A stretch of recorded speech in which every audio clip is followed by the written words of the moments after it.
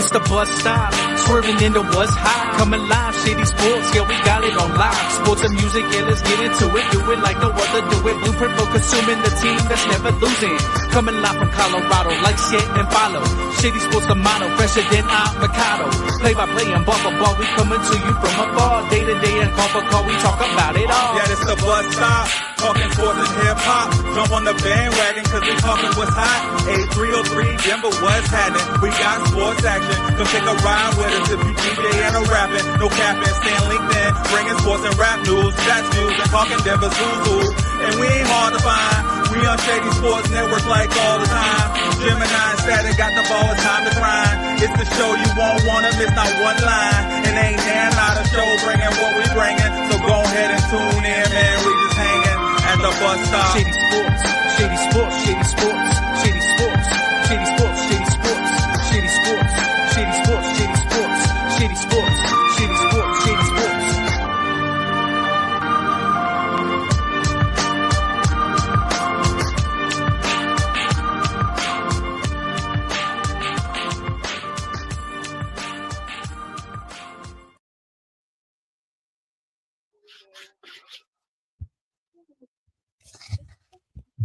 What's up, guys? What's good with it? Bro, you muted. John, I think you're muted. I am muted. I was hyped too. I was too hyped, going in, going ham. What's good, everybody? It's Sunday morning. So you know what that means. We coming back, hanging out at the bus stop, kicking it, chilling. I'm the bus driver. I got Statik. I got Reem. What up, guys? What's good with it? What's good with it? What's up? You know how it is. We came here to debate, talk trash, spit facts, nonsense, whatever it may be around sports and music. Usually it's me coming with the facts and these guys trying to, you know what I mean? I've never heard such a stronger lie in my life, actually. I've never, right. The most aggressive lie. Everybody that watch, y'all know what's up. Usually I come with the most ham of stuff, but that's how it goes, man. That's the only way we do here at the bus stop, right? You know what I'm saying? I'm the one that'll come out and say, you know what? Well, maybe MPJ, he might cross up MJ on the court. You know what I'm saying? What? Maybe. So I'm just saying, you never know what would happen in the world of the bus stop. Starting off anyway, it's Sunday morning. What's good? You know how we do. We got some NFL news. Yeah. We got some NBA updates. The playoffs starting. We got new music. You know what I'm saying? So we got a lot to talk about. As we do, let's go ahead and get this promo. If you haven't already, head over to the YouTube and subscribe to Shady Sports Network on YouTube, LinkedIn, Twitter, Twitch, Instagram, all the sports networks. And then share it with your friends once you do that. When we come back, we'll talk some football and get right into it, guys. Let's go.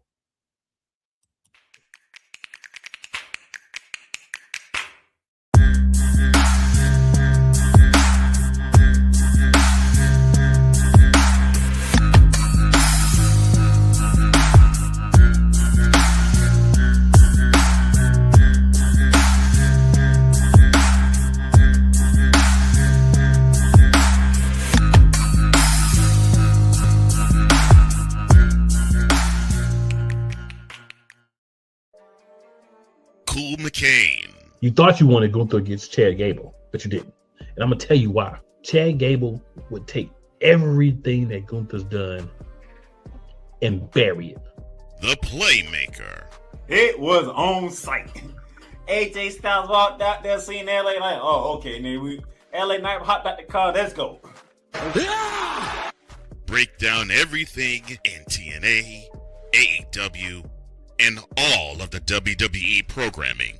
Join these two kings, monarchs of wrestling, live every Monday at 6:30 p.m. Eastern, 5:30 p.m. Central on the Play Caller Sports Talk YouTube channel.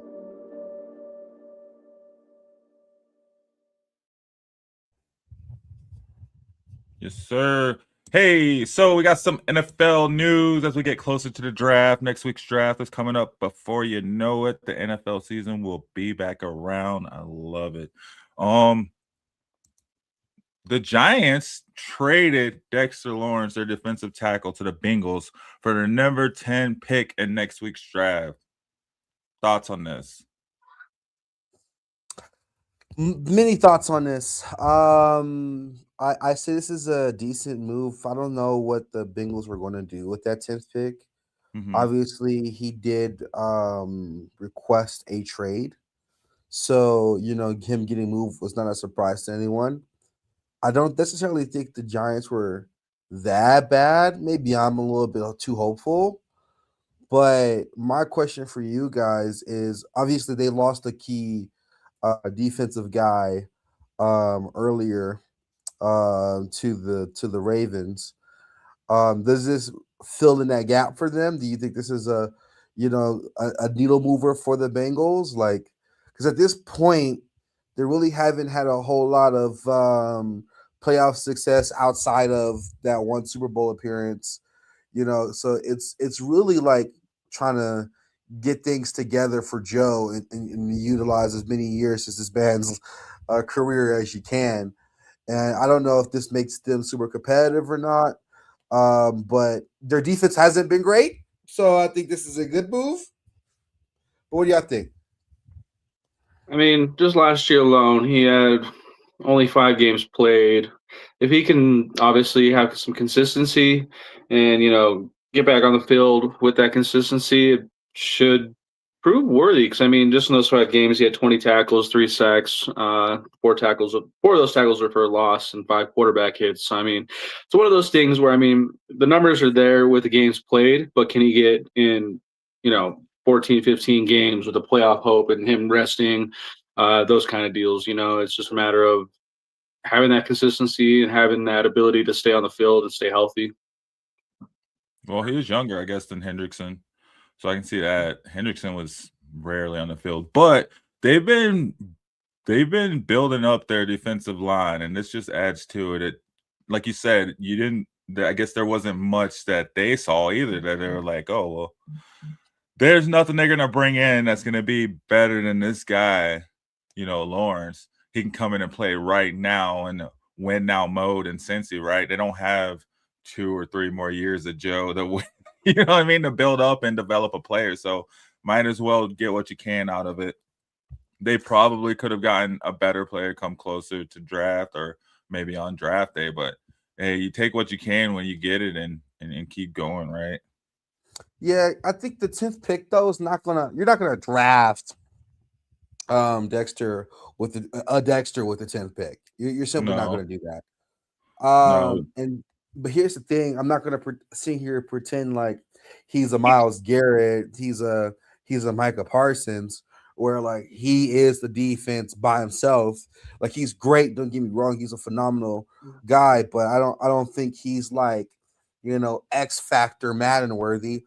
But does he have X Factor? He might. Anyways, but my thing is, I do think it's a good move for them nonetheless, because their defense last year was amazing. It was awesome. So the best defense I've ever seen, actually. The best defense in the league. So yeah, adding him to this roster is great. I think he probably would have fit better, in my opinion, if they were just. I feel like that's kind of a low ask for him. I don't know if it's just me. If that's the case, like I heard murmurs from the Browns trying to get him and put him next to Miles. Honestly, I think Baltimore could have slit that pick. I mean, because what's Baltimore going to do with their pick? They could have had a really solid D-line if they went for him as well. But especially considering Max Crosby didn't get, dealt all the way to the Ravens. What? I forgot about that. Yeah, remember that? So that would have been a real consolation prize for not getting Max Crosby if they were really truly about that life. So I think that's a little bit odd, right? Is you let him fly by when y'all didn't get Max. We just could have. I don't know. Maybe that just makes too much sense to me. But we're gonna. They got new uniforms, bro. They don't care about that. Okay. Which their new uniforms are kind of. I get Oregon Duck vibes off of it. I hate the Ducks. The Ducks got the best uniforms though. They do, but like their college coach. You gotta like one of those. I don't even know who the coach is. You gotta like one of those 100 uniforms they have. That locker room is too much. A walk through that locker room takes a week. It's like a journey through the beyond. No, but so good trade for the Giants though. They got 2 picks now. Yeah, I think the Giants definitely won this. Honestly, I feel like it was showed a little bit of desperation on the Bengals' end of kind of just rushing to try and fix stuff and get stuff in order, like you said, for Joe Cool. Dang, New York just winning lately, man. Knicks out there dominating. Only time will tell. You know, it depends upon what they do with that pick. If they get somebody really solid from it, this might be, you know, one of those. You know, it could be a Shea for Paul George situation. You know what I mean? Well, they got their quarterback. They got their wide receiver. They got some of their running backs. Who? The Giants. Oh, that's right. Cam CTE Scattaboo. Yeah, and what's his name? Bigsby, right? Who's their tight end? That's crazy. Yeah. That's crazy. Didn't he retire and go down to Miami? No clue. What's his name? It's down to Miami. So they need a tight end. Ooh, they're gonna get what's his name? Was it Zachariah? What's his name? What's the tight end? Hold on, let's see. Tight ends in the draft. Kenyon Sadiq. Right? They got the 10th and the 5th. They can afford to use one on the tight end. I don't know. I agree, but I don't know if I still am not exactly convinced by Jackson Dart yet. I don't know why. I'm just like I haven't bought all of the stock yet. What? It's in my shopping cart. I haven't pressed checkout. Dang. You know what I mean? You think he's gonna be like what's his name from the Chargers? I can't even think of his name. That's diabolical. What's the Chargers quarterback name? It's about Yeah, see? See? Exactly. That's gonna be Jackson Dart in like 3 years. Oh, shoot. That was it's not Jared Goff, right? No. Justin Herbert. Justin Herbert. Justin Herbert. Exactly. They're basically the same guy. They're basically the same guy. I'm not even gonna lie. They're a good player, a decent player, but I mean, Bo Nix got more playoffs wins than Justin Herbert. Yikes.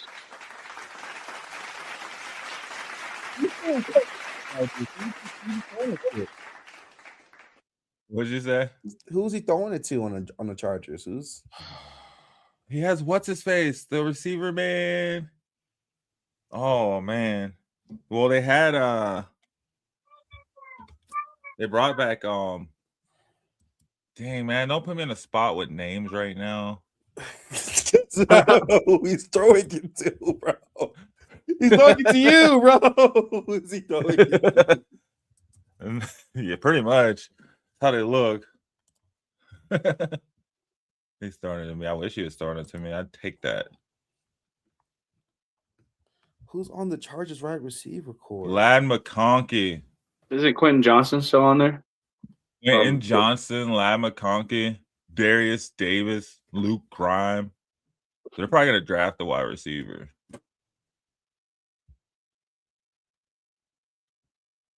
Trey Harris. Delevon. How do you say it? Delvon Campbell. Bro said Emmanuel Quickly, Kendrick Nunn, Derek and they Fisher. also got Ayo Dosunmu. Hey, Dosunmu was doing it last night though. Yeah, it shows Keaton Allen, bro. Like, who Luke Kennard, bro, dropping bombs on him. Yo. But yes, they're probably gonna hopefully get their tight end is Rondé Gadsden, Charlie Kolar. You know Charlie Kolar. Didn't he play with the Steelers? You know him from that one time, man. We was like, yep. Oh, their tight end is what's his name? Jameis Winston. Yo, that's an MVP right there. Half the time. Yeah, that's all I got for football. Big trade. All right. Broncos, of course, just chilling right now. Chill until we strike. They've been heavy chilling, man. They've made one move. That was their first round pick, essentially. Is there any other moves to make? I mean, Waddle is franchise guy. Franchise starter right there. That's definitely, yeah. Our wide receiver, our offense just got that much better. That opens up Evan Ingram. That opens up Cortland Sutton. I think the weak link still is just the running back room with just staying healthy. If they could stay healthy and they can keep JK on the field somehow, they'll be all right. But it's just one of those things where it's just that's the weak link. If that goes, it's gonna be that whole offense. Marvin Mims is our new running back.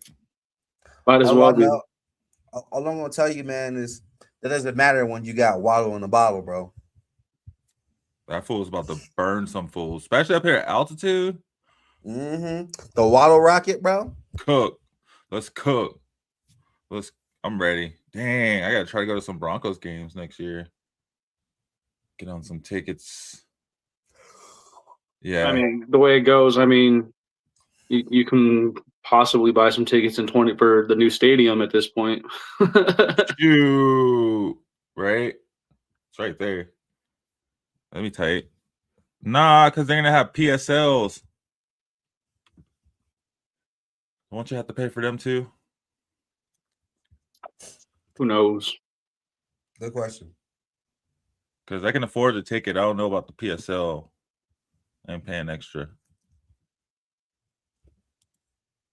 Yo, so that's all I got for games. Huh? What? I don't watch Broncos games, and if I do, I'm not paying for it. Right? That's all sports for me. Pretty much. Although I would pay to go see some indoor football, some smash mouth up close Colorado Spartans. I go see some smash mouth up close, but nah, I am not paying more than what it costs for those tickets for those seats.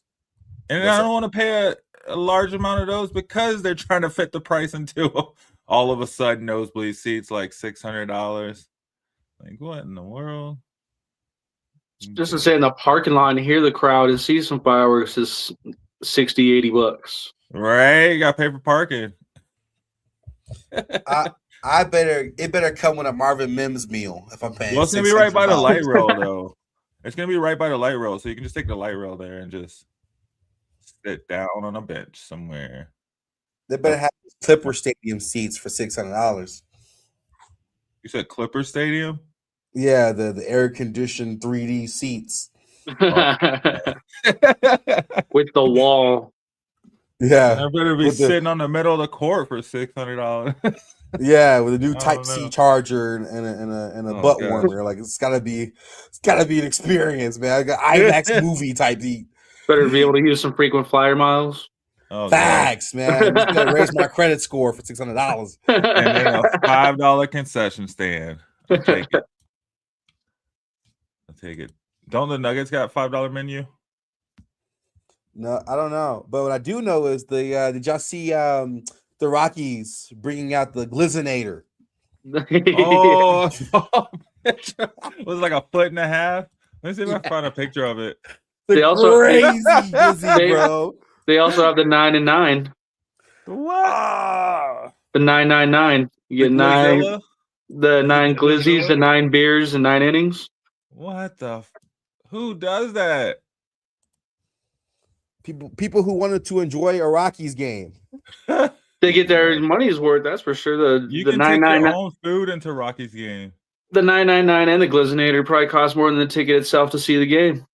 Oh, for sure. $45. The $45 hot dog. I'm not gonna lie, you couldn't pay. You can take your own food into Rockies games. Not period. You can take your own food into Rockies games. I'm just saying. I'm gonna keep saying. I'm not paying no $45 when I can take my own food in there. I'm gonna take my own food in there. Your Marvin Mims meal. Yep.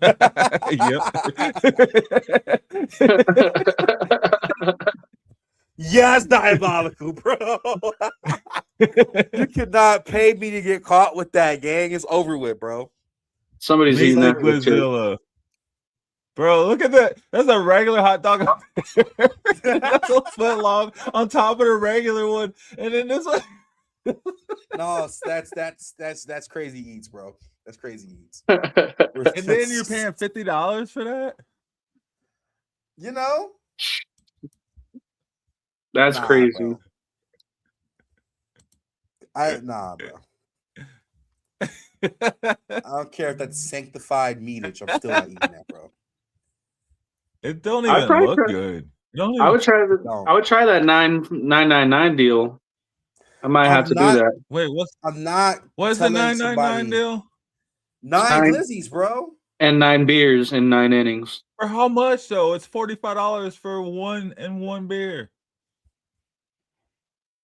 I don't know. Get 2 12-inch hot dogs for $20. It's $9.99.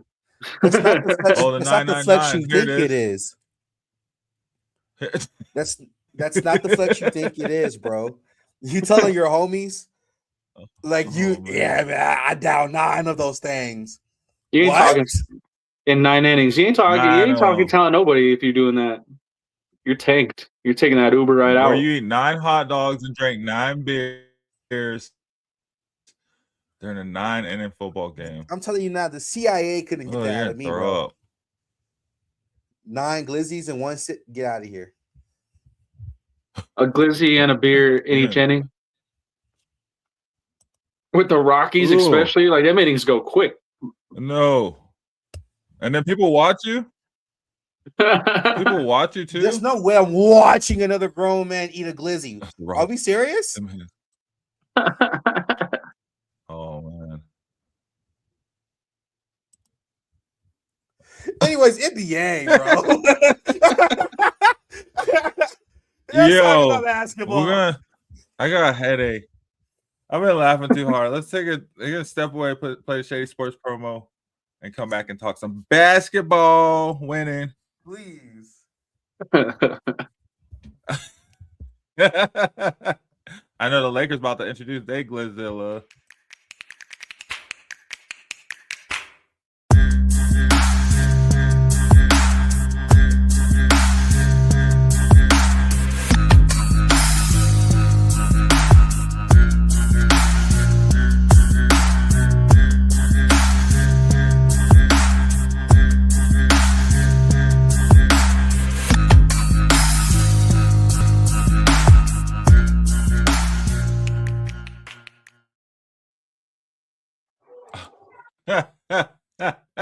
Yo, head on over if you haven't already and hit that like button. Come share us, man.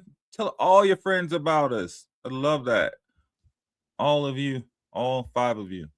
And tell us about your Glizzilla. Tell us about your Glizzilla experience.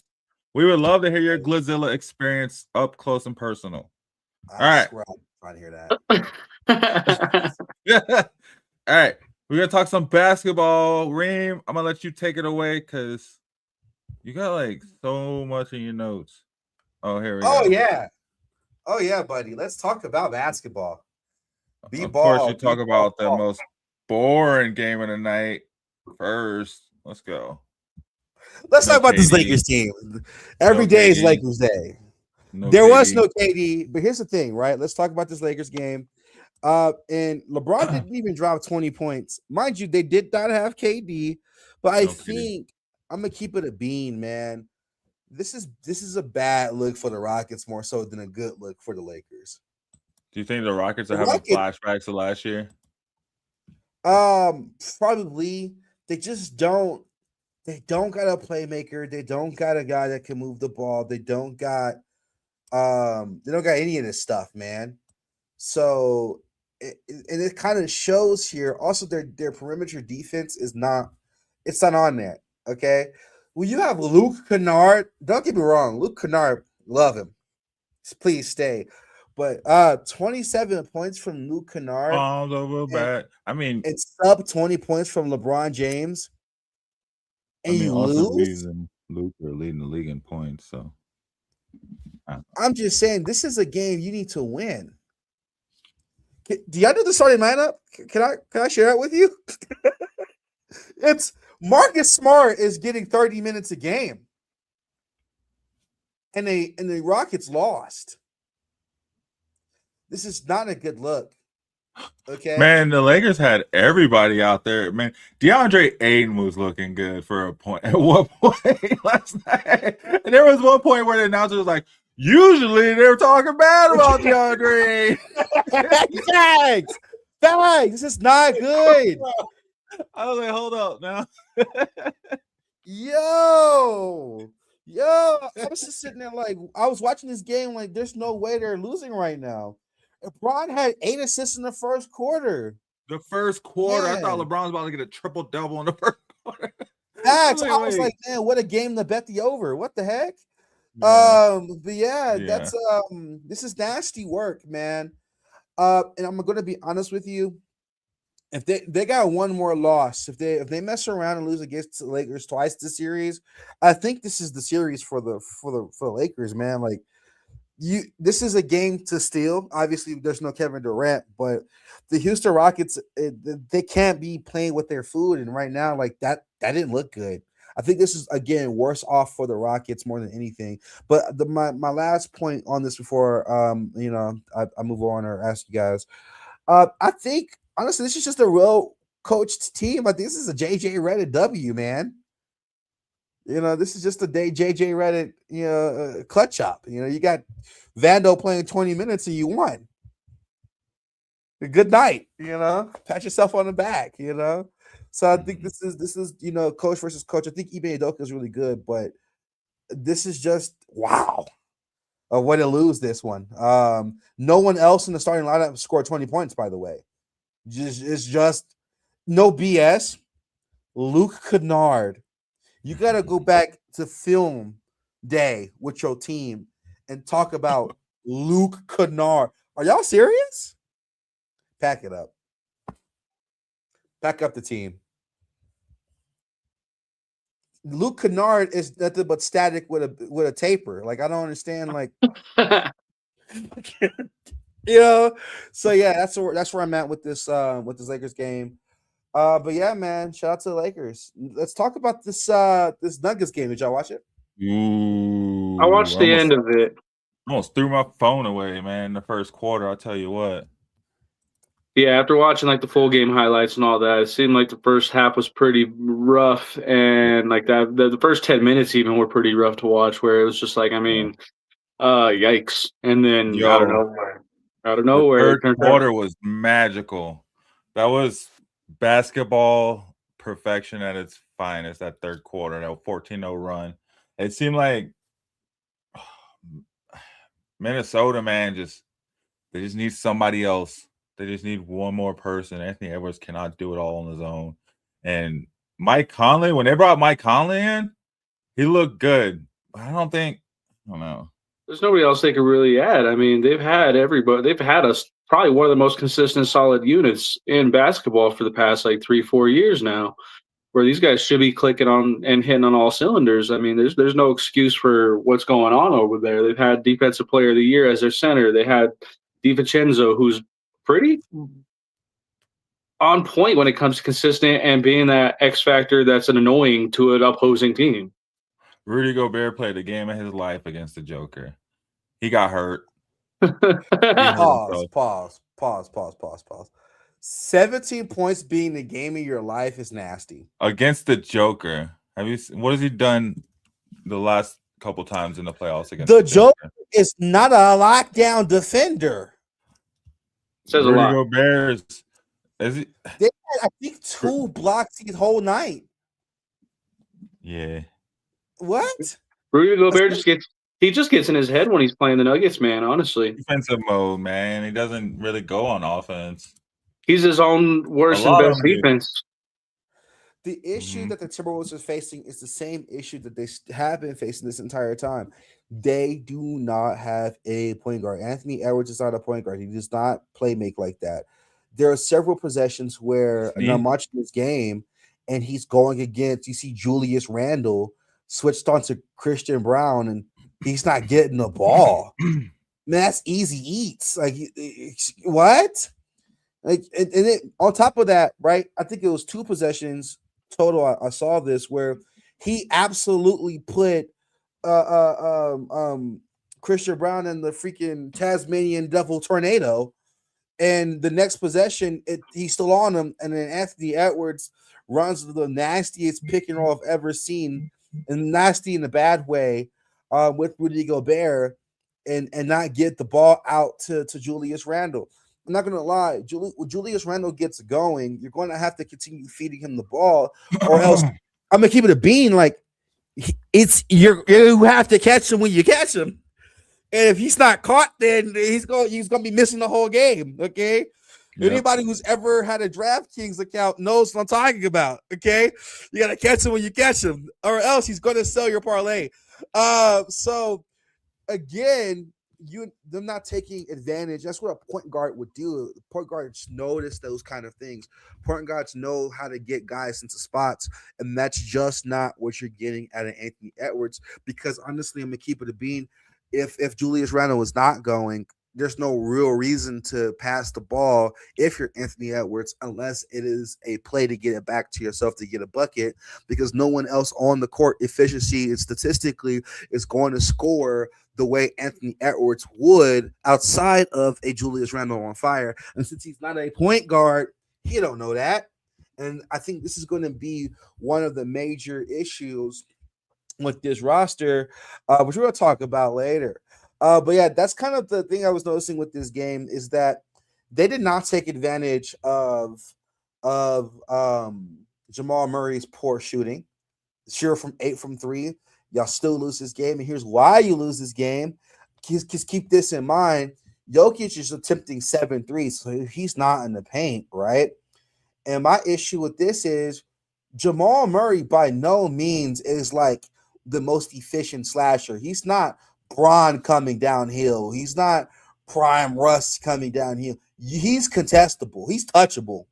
And the fact that they couldn't stop him from getting to the cup, so much so that he had 16 free throws, is more telling of the interior defense than anything else. How you let Jamal Murray get 16? Jamal Murray. No way. Yo. Blue arrow turned to the blue flame. I could understand if it was Eric Gordon down there in the Baja. Jamal Murray. Bro. They were scared of Gordon. That's all he had to do was give him his presence. I don't know why you be hating on the Nuggets. Like, they ain't championship caliber team. Like, they ain't got a ring that wasn't in the bubble. I ain't saying that. No, don't do that. Oh, don't do that. I'm not saying that. It's just that Jamal Murray's not a slasher like that, gang. Like, and so when you have a player like Rudy Gobert and Jaden McDaniels, no shot Jamal Murray is playing y'all like a fiddle like this on national television. Jamal Murray about to be 7 for 9 from 3 next game. No, he's not. Just because you was talking all that trash. He's not doing it. He listens to the show and he tells me. Actually, I'm gonna pull it. Was it Des Bryant? I'm gonna pull him where I'm gonna end this all right now. Yes, he is. Yes, he is. He's gonna go 5 for 5. That's the Enough of that. All right. Damn, we got some games today too. Big dogs. Let's talk about this, fellas. My question for you guys is we got a lot of lineups for the first round. I want to hear you guys' predictions for each of these series. Kind of like what we usually do with the football. It's a little bit easier because it's one game a week. This playoffs, it doesn't really fall that way. But and to continue this Timberwolves Nuggets conversation, who do y'all have for this series? I already know your answer, but who do you have for the series? Nuggets, gentlemen sweep. Gentlemen sweep. I'm 5? going Nuggets in 5. I think. Yeah. Nuggets 5. Okay. Yeah. Tims they'll get one. They'll get one for sure. You got to get one at home. It'll be at home. In front of Did the y'all crowd. see the inside the NBA predictions from Barkley and Shaq and all them last night in the post game? What they say? Barkley said Nuggets Celtics in the finals. Barkley loves the Nuggets. Nuggets Celtics in the Barkley been finals. on the Nuggets. Yeah, bro. What are you talking about? That's finals we should have gotten years ago. We're gonna get it this year. And I think Shaq went Knicks and OKC. I'm pretty sure. That'd be an I think ugly I think the finals. Nuggets have the best potential to upset the Spurs, but I do have the Nuggets winning this series. I want to say going to win in a 6. Yeah. Let's talk about the other series. Lakers and Rockets. After seeing Ooh. this first game, what do y'all think? When does KD come back? Good question. Contusions usually are weeks long, so I mean, I don't see him coming back in this series. Take your time. When does Luka come back? Could When be they- this series, could be next.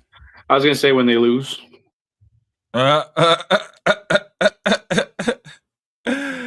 True. He just standing by. He don't First went loss, over- they're gonna be like, Luka, get out there. Yeah, he don't went over to Europe. Got his stem cells. Pretty much got another leg reattached. He ready to go. What about Austin He did. Reeves? I have biasly Lakers in 5. Yeah, especially if they do get those guys back. No KD back. I mean, we saw what an aging Golden State did to the Rockets last season, and it's not that different of a team without KD. They don't have what's his face that's over there dominating. Spurs and Trailblazers. Spurs and Trailblazers? The bleak string. Mm-hmm. Spurs and Trailblazers? Mhm. How many Actually- games is Wemby going to play? Good question. Fun fact, Tiago Splitter, the coach, said that Dame is not coming back in the series. I'm not sure if that changes your answer. Dame? Yeah, he's not coming No. back in the series. I said Wemby. Oh, I How mean, many yeah. games does Wemby play? Does it matter? It's the Trailblazers. I know. So it's probably a sweep, right? They're just going to get dumped. They get dumped out of the They're not That's- winning. They're not getting a win, right? They're not winning. The Spurs can't let them win one game and expect to be a championship contender.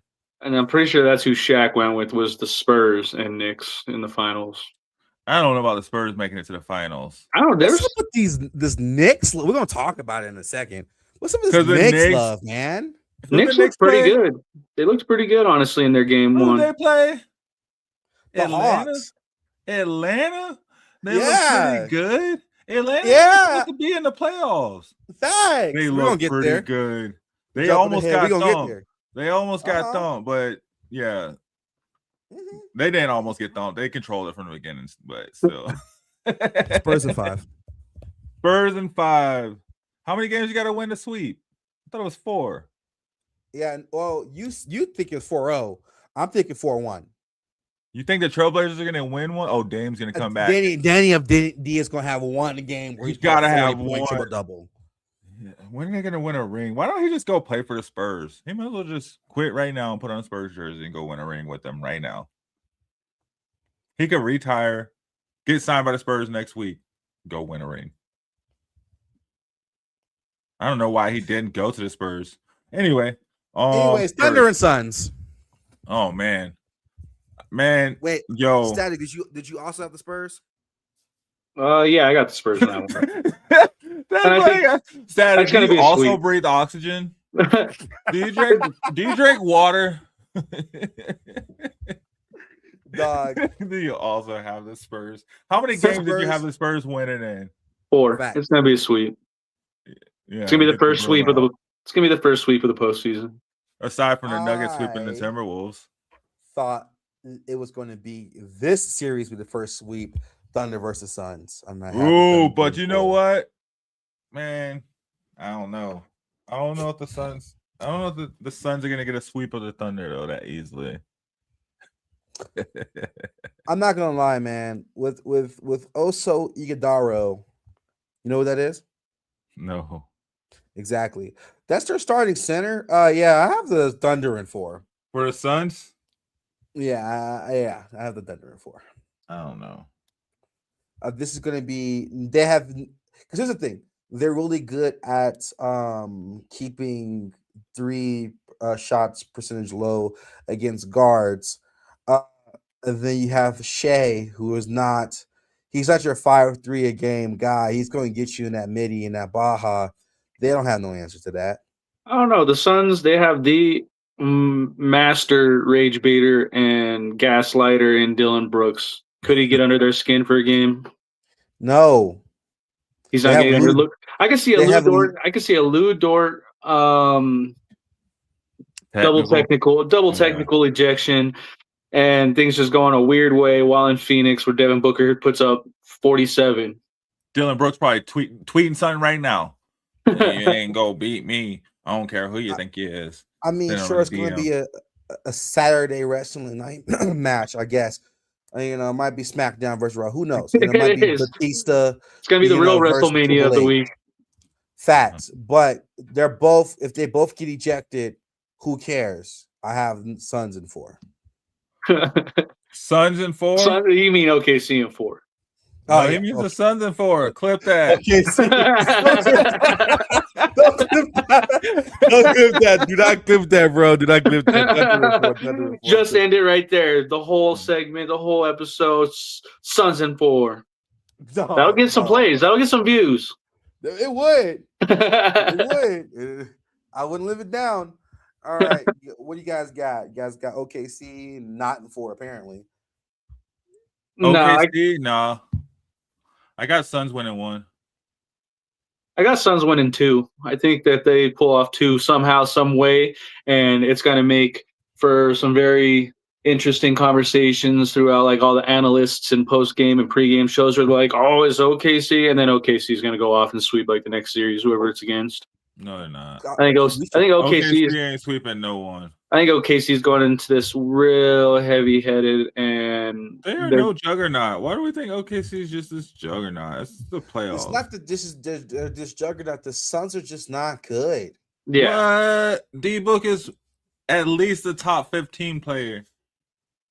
I have 20 players I have above D-Book. 21 player? He's the top 21 player in your league. Who? If I'm a who's your 15 through 20? In no particular order. Who I have above D-Book? Mm-hmm. Jason Tatum, Jaylen Brown, Cade Cunningham, Victor Wembanyama, Luka. Then we got the Joker. Then we have you got a Joker so low. Shea. No, this is not in any particular order. This is 15 guys off the top. You got the Joker so low. You should have the Joker. Should have been on that first hand. I'm sorry. I just can't put him there. Migraine. Anyways, Jalen Brunson I have better than him. Wait. Braun I got better than him. Huh? Braun? Yes. You put Braun, you put Devin Booker on his Lakers team and see what he does.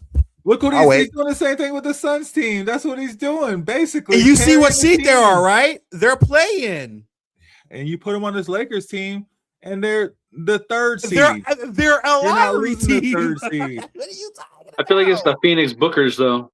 So it is the Phoenix Bookers. You need to come on over to Denver. At least they got Jalen Green, and at least they got Brooks. Yeah. And I'm not gonna lie, Jalen Green and Dylan Brooks are better than everyone else on that Lakers roster right now. I take both of those guys over everybody else. That is hogwash right there. You tell me were not shouting those names 2 months ago. You're going to take Marcus Smart over Jalen Green. Jake LaRavia. 4 years ago, I took Marcus Smart. Rui Hachimura, right now you're taking over. Rui Hachimura. Hey, I got Hachimura on my team, actually. He be dominating. I can't shoot threes with him, but I can go on the inside. Just curious. Drew Timmy. Yes. Just for the sake of argument. Yeah, anyways, I don't see it. Not over Jalen Green, but maybe over Dylan Brooks, because you can't put Dylan Brooks in the same team with LeBron anyway. No, you can't. That's like that wouldn't work anyway. Yeah, they would both just quit, probably. Start crying. Anyways, long story short, you can't put him at 15. I'm not mad. I just got 20 guys above him. Yo, the Bengals are giving Dexter Lawrence a $28 million 1-year extension. Ballin'. To lose after the wild card. Anyways, why didn't they just re-sign Hendrickson? Maybe they'll get 6 games out of him. I think the over-under is like 4.5. Anyways, we're gonna move on to the East. Pistons versus Magic. Who y'all got? Man, I feel like it's gonna be a dogfight, but I got Pistons. And I'm not gonna lie, bus driver. I'm not gonna lie. A pit bull versus a poodle is technically a dog fight. You're correct. This will not be a pit bull versus a poodle, though. This will be like a pit bull versus like a Chihuahua. Oh man, no. Wiener dog? You knew Shiba? I don't know. Shiba Inu? This would be like a pit bull versus a dog around the same size of a pit bull. They're not around the same. No. Have you been watching the Magic? They play very, very, very physical. It's gonna be a physical. I'm not saying that they have a chance to beat Detroit, but they're gonna physically beat up on Detroit and probably ruin Detroit's odds at winning the East because they're gonna wear them down, man. They're gonna wear them down. I agree that it's a physical team. The issue with the Magic is that Jamal Mosley does not make game time adjustments. And did you see what they just did to the Hornets? I mean, granted, it is the Hornets. Yeah, right? I did see the Hornets. They did what they were supposed to do as the higher seed and come out there and mollywop from day one, A1. That's all I'm saying. It's the Hornets. Yeah, and they're going to come out there and they're not going to back down from Detroit. Detroit ain't fit a bad boy pissing them up. That's all I'm saying. I clip this. I'm going to play this back to you. Yes. Game 3. Okay. Game 3. One of us is going to be right. When it's 2-1 Orlando. 2-1. And then you're like, all right, Detroit's about to come back now. We'll see. Unless Cade is out, the only way I'm agreeing with you is if Cade is out. Maybe. Is Cade out? No. I don't know if he is. I haven't seen him come back so far. But no, sir. I have Pistons of 5 at max. That's me being nice. See, you still got Orlando winning one though. That's me being nice. Me being generous. Oh, man. They finna come out and bully Detroit. I'm trying to be a better person. Statik is here, so I gotta tighten up. You know what I mean? So Cade should be playing. 5. Jalen Duren is day to day, but Cade, they don't say that Cade is out. So and they have no answer for either of those guys. They don't need an answer. They're just gonna bully him. So what do you think on the series? I got the Pistons taking this one pretty easy. Pretty easy. All right, clip this for sure. When we come back in Game 3 and it's a solid series, it's gonna be tied up on Game 3 somehow. They're gonna be like, "Well, it's 1.5 to 1.5 realistically." They're like, "Damn, how'd they do that?" I'm like, "Told you." Remember, he was like, I forget who the Jets was going against. He said game of the week. It was a game of the week. What was the score from that game? It was the Jets and the Saints, wasn't it? Yeah. It was like 34 to 27. It was a game of the week. Yeah, it was a good game though. That was a good call. We should roll a clip of how many times this man picked the Jets every week. I was right at least once. mean, the broken clock is right. So either way, like I'm saying, the Magic are gonna beat up on Detroit and wear them down, and Detroit's gonna be like, "Well, if we wouldn't have played Magic in that first round, we probably would have won the title this year." Okay, how many games you think this is gonna go to, bro? 6. All right, and we're gonna talk about the Celtics versus the 76ers, y'all. Speaking of 6, 6? not on this one. This one, I mean, I don't know. Again, 5 at max. I get VJ max a game. Bro, you were hating on the Celtics like to start the season.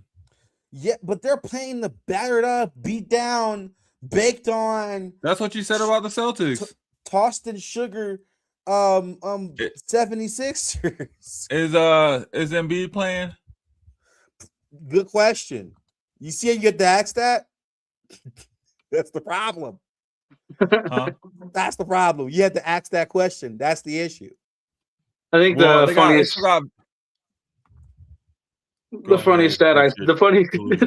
stat I saw was that I think it says 2022 Jokic has more triple doubles than Joel Embiid has games played.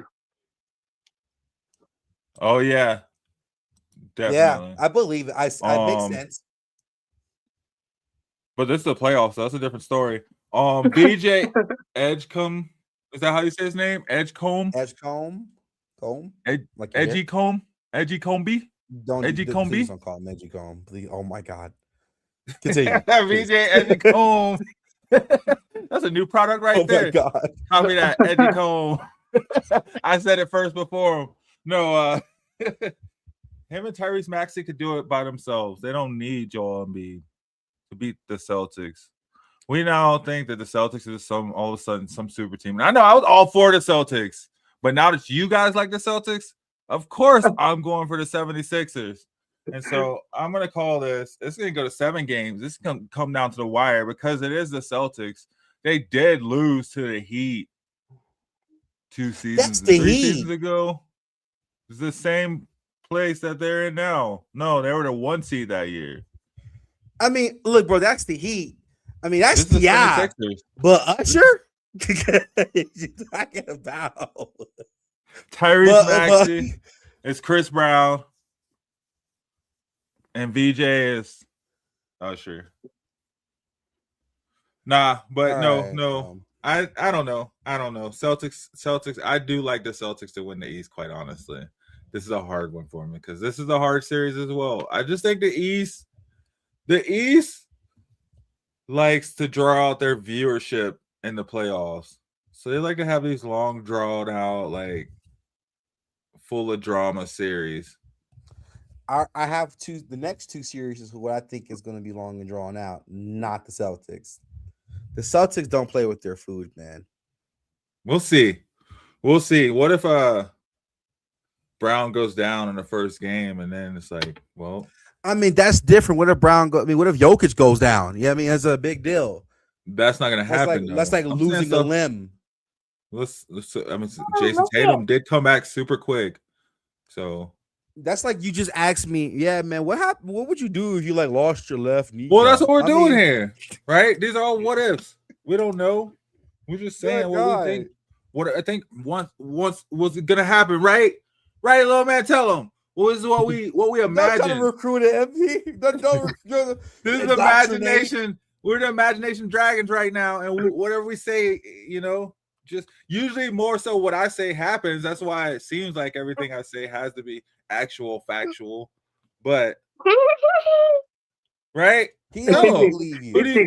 He thinks it's pretty funny too. Who do you got in 5? Who do you got in 5? I don't have any. I don't have this series in 5. I think it's going to be a game to 6. I think it's going to be Sixers taking 2 games out of this. Yeah, see? But I think it's just going to be one of those. I have the Celtics taking this strongly, but just letting 2 games get away from them. That's fair. It's not going to 7. No. It's going to 8. That's why. All right, we're going to talk about the Cavs versus the Raptors. All right. For context, the Cavs did beat the Raptors game 1. James Harden showed out with a 20 and 10. 32 points out of Donovan Mitchell. Crazy defense coming out of the front court with Evan Mobley. Now, before we continue, I really want to ask this question. The Cavs are the number 1 bait and switch team in the playoffs out of all of these teams. They look James good. Harden is the number 2. Yes. So they got the beta switch guy on the beta switch team of like, do you think they look good? And then they disappoint you immensely. My question is, 1, are they getting past the Raptors? And 2, do you guys think they're really going to make it far in the playoffs? Do we believe? We believe Cavs. I think it's going to be a sweep. I can see that. I think it's going to be a sweep. I could see that. They got Donovan Mitchell. They got the Spider. And the Spider is, man, hungry. When the Spider's hungry, he'll carry you. He'll carry you. Yeah, I honestly don't like this Cavaliers team because they're actually intimidating. I think the addition of James Harden is like something that nobody's seen come in or anything like that. I think it might go pretty far. I see the Cavaliers going to the Eastern Conference Final Championship. And possibly, taking it to whoever they're going up against, whether it be the Celtics or whoever the case may be, honestly. I mean, it's just one of those teams that small trade right at when it happened changed everything for them, honestly. And I think had that happened at the beginning of the season, they'd be the number 1 seed in the East. Oof, that'd be hard. He's got a lot of number 1 seeds. They all should be number 1, honestly. They are really good when they're on. I don't know. I just don't believe this team. They don't have a small forward. I see why you say that, Statik, and I don't necessarily disagree with you of your logic because it makes sense. The only reason why I don't is because, and this is a little bit biased on my take. They've just disappointed me too many times, man. And who is they though? Not this team. Yeah, but like. James, I'm not gonna lie. Unless they get LeBron on his roster, bro. Here we go. Here we go. Knicks versus Hawks. I think of all the games we've talked about, the Knicks versus the Hawks has the most upset potential of all of them, in my opinion. Yeah, the Hawks are long. They're tall. Oh, they got height on the Knicks. I feel like I don't know. I just don't believe in the Knicks. I'm not sold either. I'm not sold. They don't got they're not fueled by the hate of Trae Young now. You know what I mean? Trae Young is gone. The Spider-Man and the Tims, he doesn't got anything to hate on right now. CJ McCollum just doesn't have the same ring to it. You know what I mean? McCollum's a good dude. So here's the thing, right? People were like, oh, they look good in that series against the last game. They scraped out of there, man. It wasn't a blowout game. Yeah. It wasn't a blowout game. You had Dyson Daniels in the pockets, in the Nuggets, in the nose of everybody ball handling, bro. This is going to be a long series. I see this in 7. I think New York might come out on top, but I wouldn't be shocked if the Hawks wraps this up in 6. This is where I think I'm playing the bus driver's role here, and I'll be the bus driver here for this one. And I think the Knicks win this one pretty easily. I think it's hopeful that the Hawks get even a game out of this.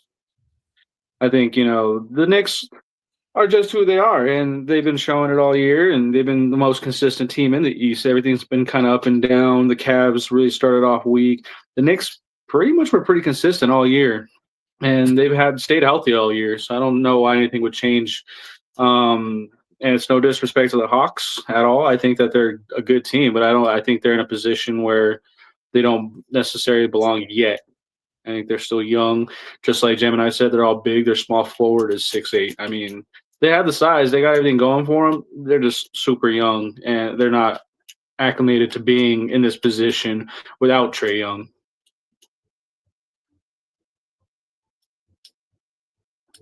What about you, bus driver? What do you got? And this one, I think the Knicks are gonna win too, but I think it's gonna be the most interesting series for sure out of everything. I don't know. The Knicks they just played at a competition a lot more than the other team, so I feel like they're gonna play down to Atlanta and let them stick around. You know, I mean, with Atlanta, like you said, CJ McCollum is leading the Hawks. That's not gonna get them past the Knicks at all. But it is gonna keep them in there. They do have, sneaky good. We saw Johnson hitting some threes when he was wide open, right? We saw, they were able to take the ball away just based off their length alone. They're able to knock the ball out of there. A lot of times we saw Brunson was getting frustrated a little bit in the middle of the game. So like they can come in there and they can probably steal a game, but I don't think they're going to. I think it'll be a sweep. Easy peasy. That's crazy. We're gonna see how these takes age, man. Flip it all. I feel like it's gonna be interesting. All right, let's talk about the last things here. Is gonna be the teams that were eliminated. Let's talk about the Hornets. Where do we go from here? Do they keep Lonzo? No, Lonzo. Do they keep LaMelo Ball at this point? What's your thoughts? Why not? They haven't had a playoff run with them on his roster the entire time. I think, I see I agree with you 100%, but I think they're wasting LaMelo's time, not him wasting LaMelo's. Bring him over here to Denver. I'll take him in Denver. Yeah, I know. He could shine somewhere. He's like MPJ for another team. Like when he leaves the Nuggets, really, if he leaves the Hornets, it's gonna be he shines somewhere else for sure. It's just not pulling MPJ and going to a team that's not gonna go anywhere. If LaMelo makes the right move and goes to a really solid team, like for instance the Warriors, that could be deadly and dangerous. I agree. I just don't know what the Hornets does for their franchise here, man. Like. You got a bunch of young guys. No superstar wants to go there. You heard the Paul George comments about the Hornets not having a winning culture. And they don't. It's a fun team to watch. They'll jump out the gym. They can shoot the ball well. They can, the slam, this thunderbolt from Bridges, hop diddly dee. But there's a fun team to watch. But like when it comes to the crunch time in the playoffs, it's like. We haven't. It's who cares? They're not a meal. They're like an Uncrustable. You're still hungry after you eat that. They sound like the Grizzlies of the East. But the Grizzlies made it to the playoffs many times. But they didn't do anything. I think they're pretty much like the 2013 Nuggets. Really, honestly, you have all these stars on it. You had Iguodala. You had Andre Miller, you had Ty Lawson, you had JaVale McGee, you have all these names in there that are not huge, but at the same time they're consistent. Their gameplay time, was a but that's the only reason the Warriors beat us. Bro started off the Andre Miller game. Back it up. Y'all would see some rough waters, man. Rough waters. Also, Iguodala on that same team. Iguodala. You had Corey Brewer. Yeah, Wilson Chandler. Man, y'all came out the mud, man. Yeah, y'all came out the mud, man. Y'all deserve this. That's Wilson Chandler. That's the team that you look at right now. This is the same reactions where you're getting what we're talking about, the Charlotte Hornets right now in their roster. Yep. See, this is why we could be mad about the Jamal Murrays and stuff like that. Yeah. We done seen it. Yeah, y'all been through the ringer, man. We went through it. We had AI and Melo all on the same squad. Like, how do you lose with those names, We were dominating in the regular season and coming and getting dusted in the first round. In periods of time, we had the Manimal. There's so many random names and rosters that we've had. Kenneth Faried was cooking. Bro. Kenneth Reed should be in a Hall of Fame for the Nuggets. I don't care what nobody say. Yeah, man. Because if the ball was in the air and it wasn't a jump shot, it was in Kenneth's hand. Yeah.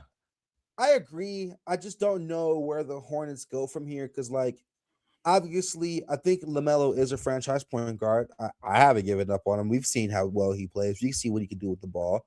But it's like at the same time, this team is dysfunctional. It does not work. And especially even throughout the league right now, they have the number 1 and number 2 best 3-ball shooters as far as shots made.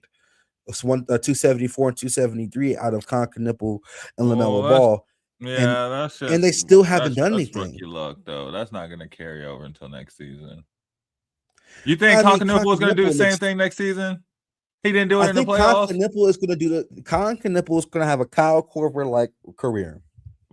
Yeah, consistently. He was 1 for 12 in the playoffs. What was his 3-point shooting in the playoffs? 1 for 12. Let's see. Let's pull it up. If it's 1 for 12, can I try for you, gang? Let's see. He was boo. And he's gonna be boo next season. His last couple games this season was boo. I'm not gonna lie. He's a rookie. He's gonna get it together at some point. He's not gonna shoot 1 for 12 forever. Well, people figure it out though. I don't know. I think that the Hornets are gonna continue to get better. They're in the East, so they just gotta stay on it and not get swept up in the cycle, and they can continue to move with the flow of the East right now. I just don't. They're in a good trajectory. Yeah, it's just hard to say if LaMelo fits that mold of when that improvement does come. Does it come with them trading him out for a higher draft pick? Does it come from them getting a lucky lotto pick and keeping him? Like, I mean, there's just so many variables that play into how long it's going to take the Hornets to be good. But I have the same faith. I think they'll be good here eventually. They're going to be like the 2013 Nuggets when everyone counted them out, and then 10 years later, they're champions. Right. They get Emmanuel Mudiay. You know what I mean? They get Gary Harris. Woo! Gary Harris, man. They get Jeremy Grant. Yeah. Five. Yeah. Nipple was 1 of 6 from 3 last game, and he didn't make a 3 against the Heat. 11 points in 29 minutes. The Clippers. Whoa, let's talk about the Clippers. 0-6. What? The Clippers in the playoffs? No, they're eliminated. No. Yeah, who they get beat by? The Warriors? Yeah, I think it was Warriors. I'm pretty sure. They don't do nothing but pray. They got beat by the Warriors. I'm gonna blow it up. Then the Warriors got beat down by the Suns. So look, I don't know what the future is for this team. I don't think Kawhi stays. Well, I don't think Kawhi stays. After all those allegations, don't they have to get rid of him? Probably. I feel like where they does have he to go? At this point. Nowhere. Where does he retire? Did what? Retire. Just did an post-game interview with Kawhi and Draymond, basically flirting and glazing each other with their interviews. To the Warriors? Oof.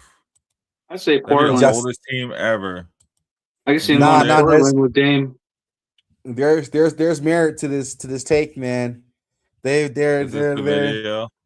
Oh yeah, I got the film.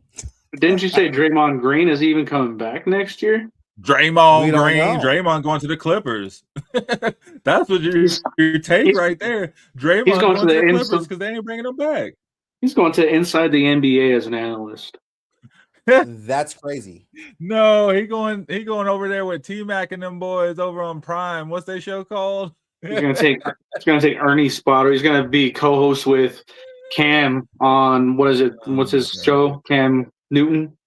Killer Cam? Oh. I thought you were talking about Cameron. He's about 4th and 1?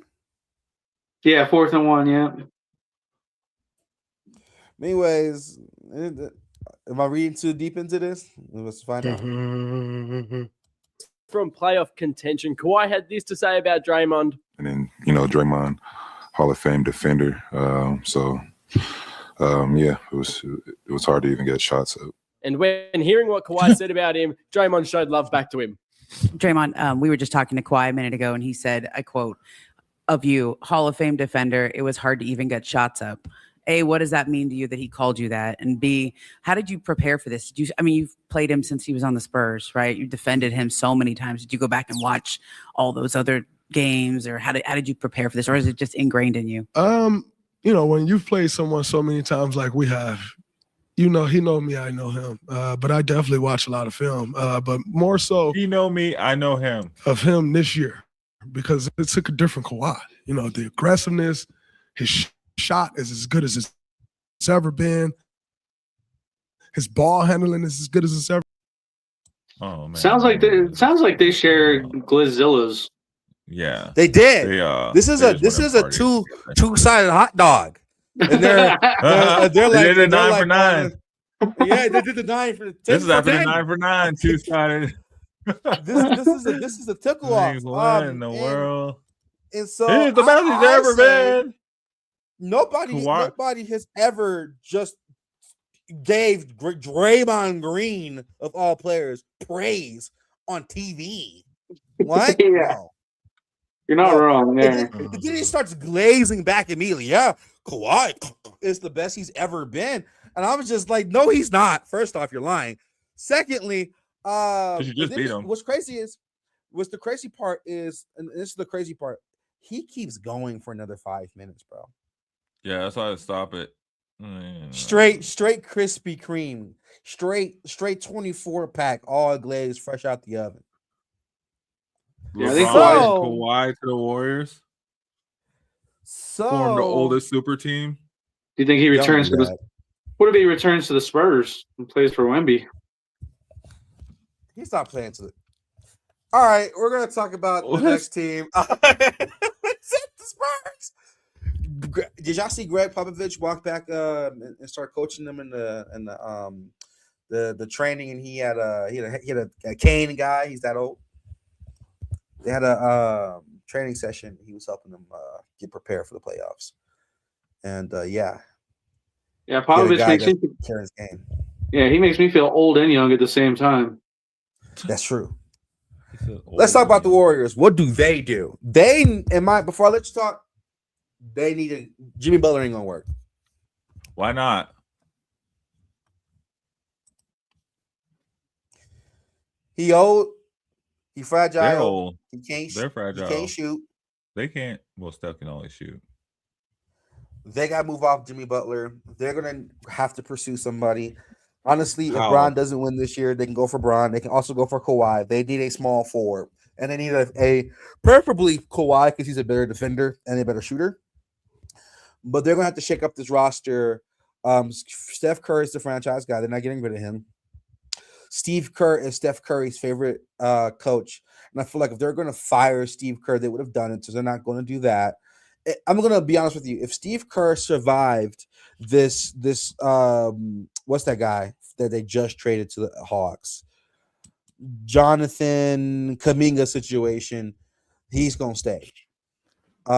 He's probably going to stay to the end of Steph Curry's career. Then they might get rid of him. But at this point, they need to play the free agency. Go for Giannis. Go for Kawhi. Go for LeBron. They got to go for somebody. The Warriors are garbage outside of Steph getting hot. I'm just gonna say it. I think we spoke about it already a little bit. I think they go for LaMelo. Nah, they're going for Bronny. If they go for LaMelo and they move LaMelo and Bronny. But if they were to move out Jimmy Butler, where does he go? Where does he end up? They can't move out Jimmy Butler. Ain't nobody about to pay Jimmy Butler contract. They're stuck on Butler until Butler's contract is up, right? He has another year. What's his contract? I don't know if they're stuck on him, but honestly, like Butler can end up anywhere. To be honest with you, he's a serviceable small forward. He just doesn't fit the Golden State Warriors. Why are you hating on him there then? He in my last part. He's just not a fit for the Golden State Warriors. You just do a clean trade, Melo for Butler? No. The issue, I like that trade. The issue is they got too many forwards. If they didn't, then yeah. Like Butler on the Cavs, phenomenal. Butler Heck, on the Hornets. Butler on the 76ers. You know, somewhere that needs a small forward, but at that point, you're probably trading for a different position and signing Kawhi or signing Braun on a mid-level exception, because at this point, Braun's career, you're not paying him a max. And then I guess in that situation, then you saying a team that needs like a small forward. I mean, would it be possible for the Nuggets to get rid of their couple of their bench guys and pick them up? I'm not gonna lie, the Nuggets with Butler, beautiful. They're not doing that simply because trading y'all Jimmy Butler is giving Jokic another ring. That's what we need to do. Yeah, we get rid of Strother and Watson, and a pick. Not Watson. I keep Watson. I would want to keep Watson. I would want to keep Watson, but that's probably where we'd have to end up. Get rid of Brown. Get rid of Braun. Get rid of Christian Brown. Christian Braun. Yeah, you get rid of CD. Hey, the one time the entire episode we're locked in. Yeah, no, because that's obvious. You do not get rid of Peyton Swatson as he's starting to blossom. This dude's about to be KD 3.9. Watch. I would even if they wanted depth, right? Because Jimmy Butler's contract's not cheap, and the Warriors does have a little cap space, and if they wanted to increase their depth, I would go trade Cam Johnson and trade Christian Braun and maybe a pick, and you that would get them Jimmy Butler. Yeah, I agree 100% because that would get the Nuggets out of their Christian Brown contract that we just signed him to. Honestly, we're kind of tied into that, and we don't see the value we're getting out of it. Back in that with signing Peyton Watson anyway too. So we give Watson more money. We get rid of Christian Brown and his contract, and pick up Butler for his contract. Give him what we don't need no picks. That's 2 rings right there. I like it. I like that honestly. 2 and one ring. 2, no, because we're gonna win 1. And then we're gonna flip Jimmy Butler again into some young picks, and we're gonna bring in some young flash, and we're gonna win 1 more on Joker's way out. I'm with Charles Barkley and Ernie Johnson right now. I think we're getting the ring this year. I think so too. If the Nuggets can get past OKC and make it to the finals, it don't matter who we're playing on the East. Yeah, I think SGA is getting MVP, but I think Joker's getting Finals MVP. Like that's like me saying, man, if I could just get $1 million, like I'd be rich. No, it's not. No, it's not because it's possible. For OKC is no. Why do you think OKC man? is this juggernaut? They can be beat. They can be. Yeah, but so can the Nuggets. The Nuggets are touchable. Everybody's touchable. That's why we got more faith in the Nuggets than any other team. I'm not gonna lie. Like they're looking like a touchscreen phone. Like we were. Nah, they just play with their food. They just play with their food, just like Murray said a couple weeks ago. But we know they could be a touchscreen phone, but Jokic is that OtterBox case. Oh, okay. Sure. Yeah. Unbreakable, bud. Unbreakable, bud. You saw what happened once he started heating up. Yeah, he didn't even make a point. He had like 3 points the whole first quarter. So of course we'd be down. And then as soon as he started playing, like, okay, I play now.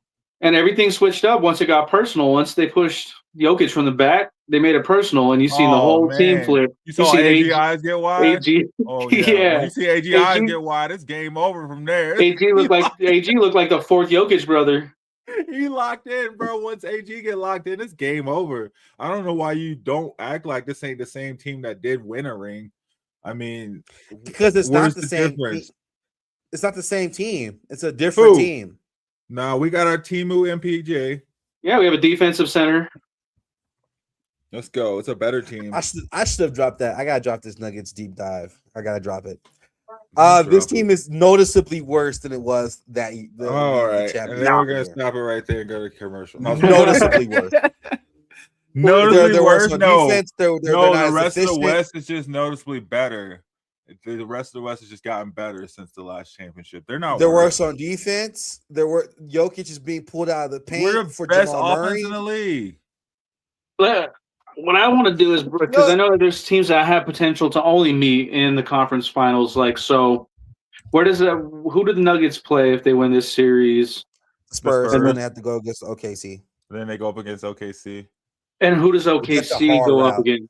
OKC clean sweeps their series. Who do they go up against to get to the finals? Somebody else. It's either going to be the Lakers or the Rockets. Oh Okay. yeah, the Lakers. There we go. I forgot about that team.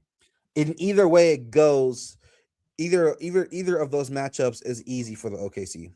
You're taking OKC over your own Lakers? Without Luka, if you have Austin Reeves and if you have Luka and Austin Reeves back. If I have Luka and Austin Reeves, for me it's a toss up. And so if we could potentially see the Nuggets versus the Lakers, which And we saw what happened in the regular season. We know how that series goes in the playoffs. We do, but the playoffs didn't have Luka last time. So yeah, they had I wouldn't say a prime. They had a really not even injury prone. They had a very healthy team and core with Anthony Davis. Like that was prime Lakers era right there, where they were coming out of their bubble championship just 2 years prior. Like they had everything that they needed, and the Nuggets took it to them. Well, to a degree, yes, but also to a degree, we had D'Angelo Russell, my guy. See, now you're just bringing up names. D'Angelo Russell's our starting point guard, man. Well, yeah, you know what Jamal Murray did to D'Angelo Russell? He did that man so dirty. The U.S. and Canada treaty was on the line. Okay. Kendrick had to go and dirty this beef man. with Drake to get back for that. Lumber prices were at an all-time low because of that.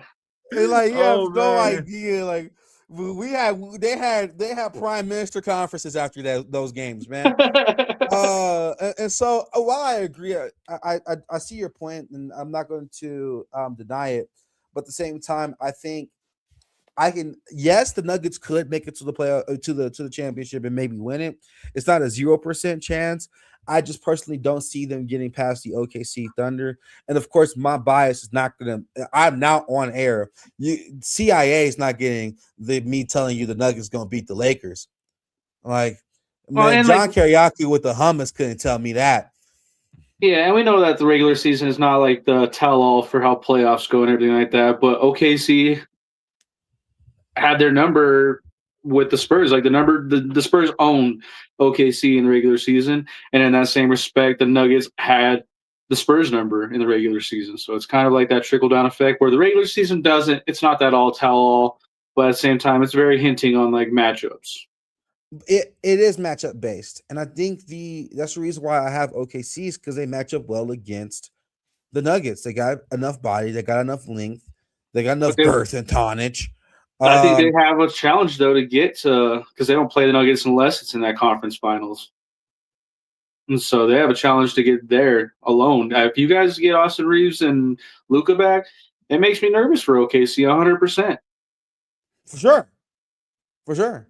And then that makes me even more nervous for the Nuggets. But here's the thing. If they don't face the Lakers in the second round, that OKC team is going to be very poised, very relaxed, very ready to go to take this home at this point. Like, they have the two-time MVP, which I'm going to go ahead and say is going to be Shea. Mm-hmm. And I think this is going to be another year where they could go back to back. They could. I don't necessarily think they will. I just think that there is parity here. I can see your side, but I'm just going to keep it at being like, that's going to be a tough matchup for the Nuggets, man. But that's where OKC, that's where I love the playoffs, honestly, and how it all boils out and how it turns out, really, honestly, because OKC, they went comfortable last year. And almost lost to the injured Nuggets. They lost to a beatdown. They went to Game 7 with a beatdown Nugget team. Yeah, that's true. But MPJ was out there looking like the $6 million man. That's true. But they also beat the Halle Band. You know what I mean? So, because I don't know if Tyrese Halliburton carried the old lady up the mountain on holes I don't know what he did. I don't know if he met the genie Jafar, but either way it goes, he was on cloud 9 getting through the East. And mind you, he did get injured in that last game, but my goodness, right? That Pacers team was really, really, really decent. Like they really played well. And that's a team that'll run you out the gym. They had the fastest paced offense in the last 25 years. Yeah, I had a lot of faith. Straight cardio. I had a lot of faith in the Pacers going into that matchup. Really, honestly. Mm-hmm. And of course, you can say it could have been different with the healthy Tyrese Halliburton, but still, like OKC is no joke. And I think if anything, they got better this year. Mm-hmm. That's why I would give it to them is they have that drive, they have that youth, and that they have that stamina. Really, honestly, to them. Just because I mean, they went 7 games against a really tough Nuggets team. And then went straight into a fast-paced Pacers team that, could easily dominate them had they stayed healthy and made it a really solid matchup. But it just fate plays its numbers, and, the dice rolled in OKC's favor. I'll put you like the Static. I think you're onto something. I think it's either going to be OKC or Nuggets in the finals. It's one of the Spurs. I think they're too young. I think they're too young, and they're gonna choke under pressure, just like in that last Nuggets Spurs matchup. Like, I mean, there's ways to figure Wemby out, and he can't operate the entire offense and defense. He can't do it all. I'm not gonna lie. Continue. No, I was gonna say, it's one of those things where just they don't have the experience outside of Wemby. Wemby he's mature way beyond his years, and he's just a beast. But at the same time, even Jokic has to have a team around him. That's been shown and proven. And that's what the Nuggets have worked on. And that's what the criticism towards the Nuggets has been, is they need to build a better team for Jokic if they want to give him a lasting legacy. And Spurs are in that same boat right now where they have a decent team, but they have so much room for improvement that they're not there yet. I agree to everything you just said, and I'm going to add one more thing. I don't disagree with any point you just made. Absolutely correct.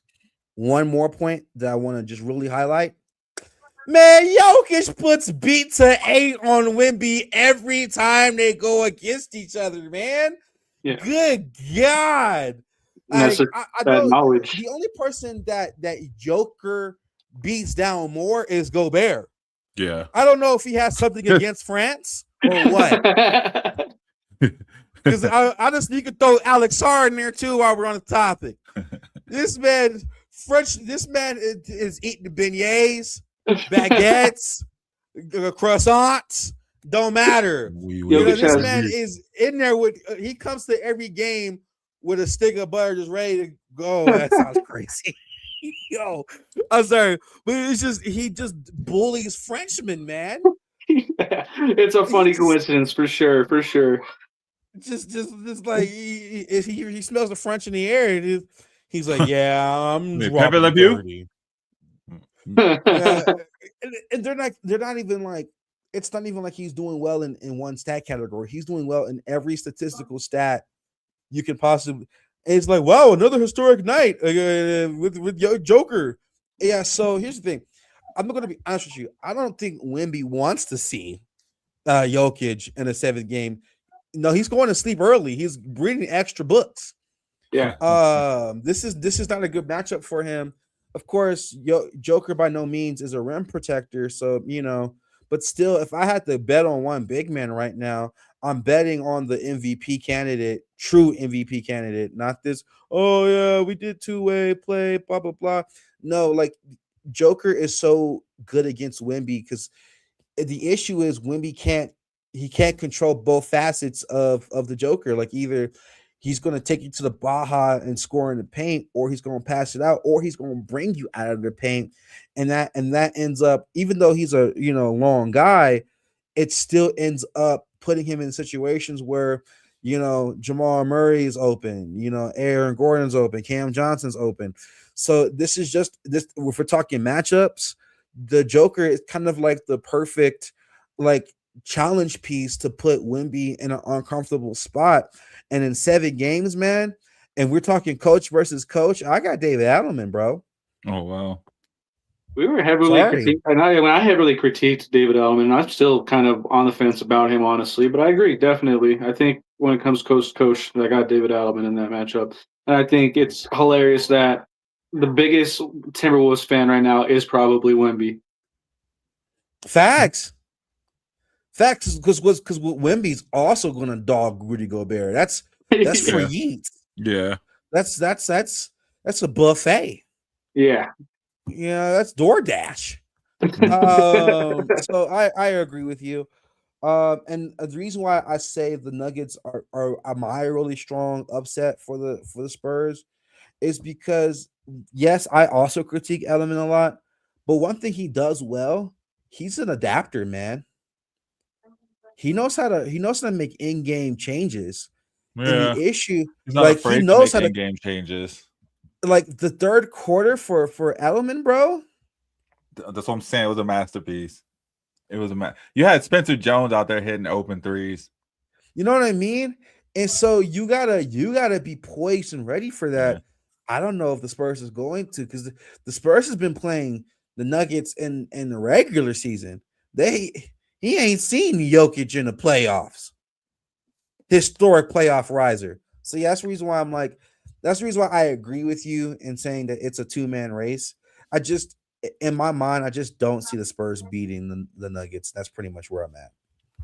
And it's, I guess, staying on that same topic, the same conference and everything. I mean, are you taking JJ Redick or Mark Dagg as who's the better coach if it becomes a Lakers OKC matchup? Mark is great.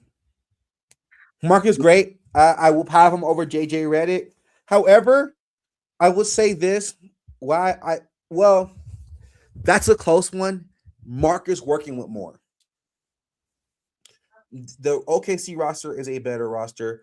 However, I'm not going to say it's just the roster. I'm not going to lie. Like these, AJ Mitchell is doing what on any other team? You know what I mean? Like I like Jared McCain. I like Asian Duke Dennis. Like, but they're not. What are they doing on other teams? I think part of it's really good coaching. Like Cason Wallace, I don't think is playing this well if he's in Toronto, if he's on Houston. So yes, I think that the coaching is great. This is a really, really strong coaching battle. But I think biasly, I do think that JJ Redick knows the game a little bit better. JJ Redick knows how to keep the leads up a little bit more. But I would say Mark is better at creating differentials. Like he knows how to really get a 20-point lead on you, to where you don't even have to, focus on playing statistically and trying to, because you're up 30. Who cares? So Mark is better at doing that. But JJ, though the game is close, you're not going to win it. If JJ's up on you, the game it doesn't matter. You're not going to win. So I think JJ's the better closer. Mark is the better builder when it comes to the lead. So it really can go either way, and I think that's the reason why this OKC versus Lakers matchup would be interesting if everybody's healthy. Are we all in agreement that we feel like it's going to turn into round 2 Spurs Nuggets Lakers OKC? I agree to this. That's me. How do you feel, Jim? Yeah, no, I agree with that. Yeah, and I think JJ, unless KD comes back. If KD comes back, then it'll be OKC Rockets. Ooh, I don't. That's just a tough one, man. Because I mean, in that same respect, if Lakers get Luka or Austin Reeves back, it doesn't matter how they could bring Kevin Durant and he can go Super Saiyan. I don't know if they're gonna have the team around him to pull it against Austin Reeves and Luka and LeBron. I agree. It depends. There's so many variables with these injuries. That's where I'm happy with the Nuggets, man. We got a lot of our injuries out of the way. All we're waiting for is man Swatson. That's all we need. That's all we need, and that's all we're waiting on. Yep.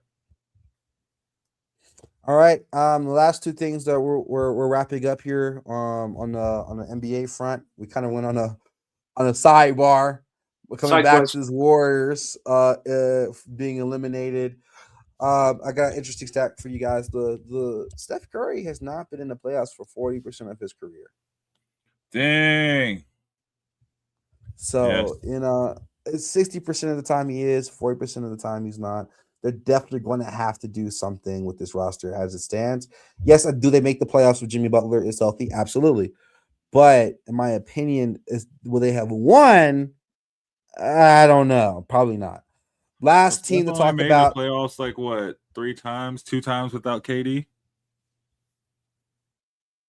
He won a whole chip without KD. Yep, a whole chip. One whole two chip. Chips. Well, guess the last one, yeah. If you're saying with, yeah, technically.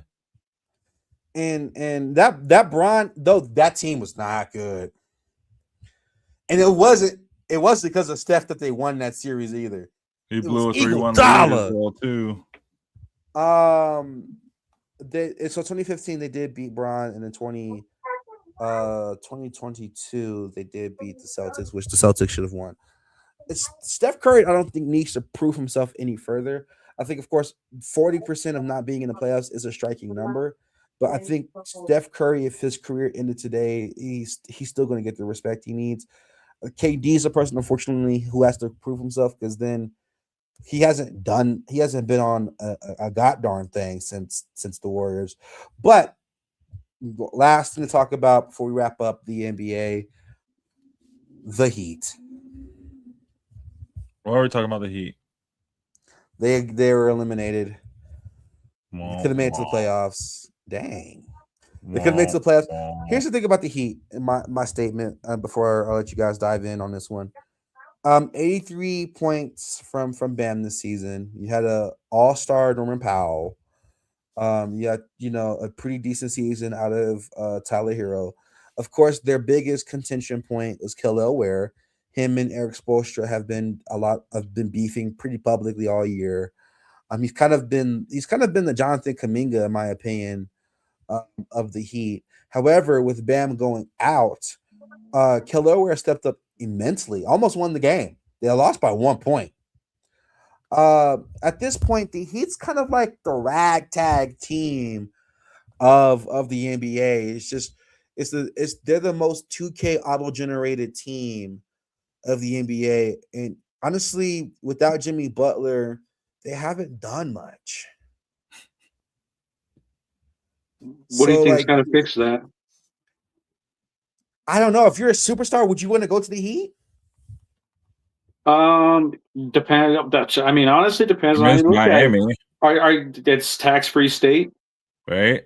Then that contract that's fully guaranteed, you're getting 60% of that full contract, not having to give up a lot. Whereas if you're going to go play, that's the Nuggets' hardest deal, honestly, and New York's hardest deal is those high taxes that you're going to be paying accepting a contract for us, or anywhere in New York or anything like that, because we have such high taxes. As to where if you're playing in Florida for any of the Florida teams, you're going to Orlando, you're going to Miami, you're getting the majority of your contract. You're not giving up much in taxes. They have championship potential in terms of, it not being 30, 40, 50 years ago. It was recent when they were, contenders heavily when they lost in 2022 to the Nuggets, So, I mean, there's a lot of potential and outlook there. It's just really how free agent all-stars look at it, really, in terms of where they see themselves fitting into this core. And it's up to Miami Heat to show a solid vision for any potential candidates that want to come to Miami. I mean, there's heavy potential to be there, and there's heavy pros to going there.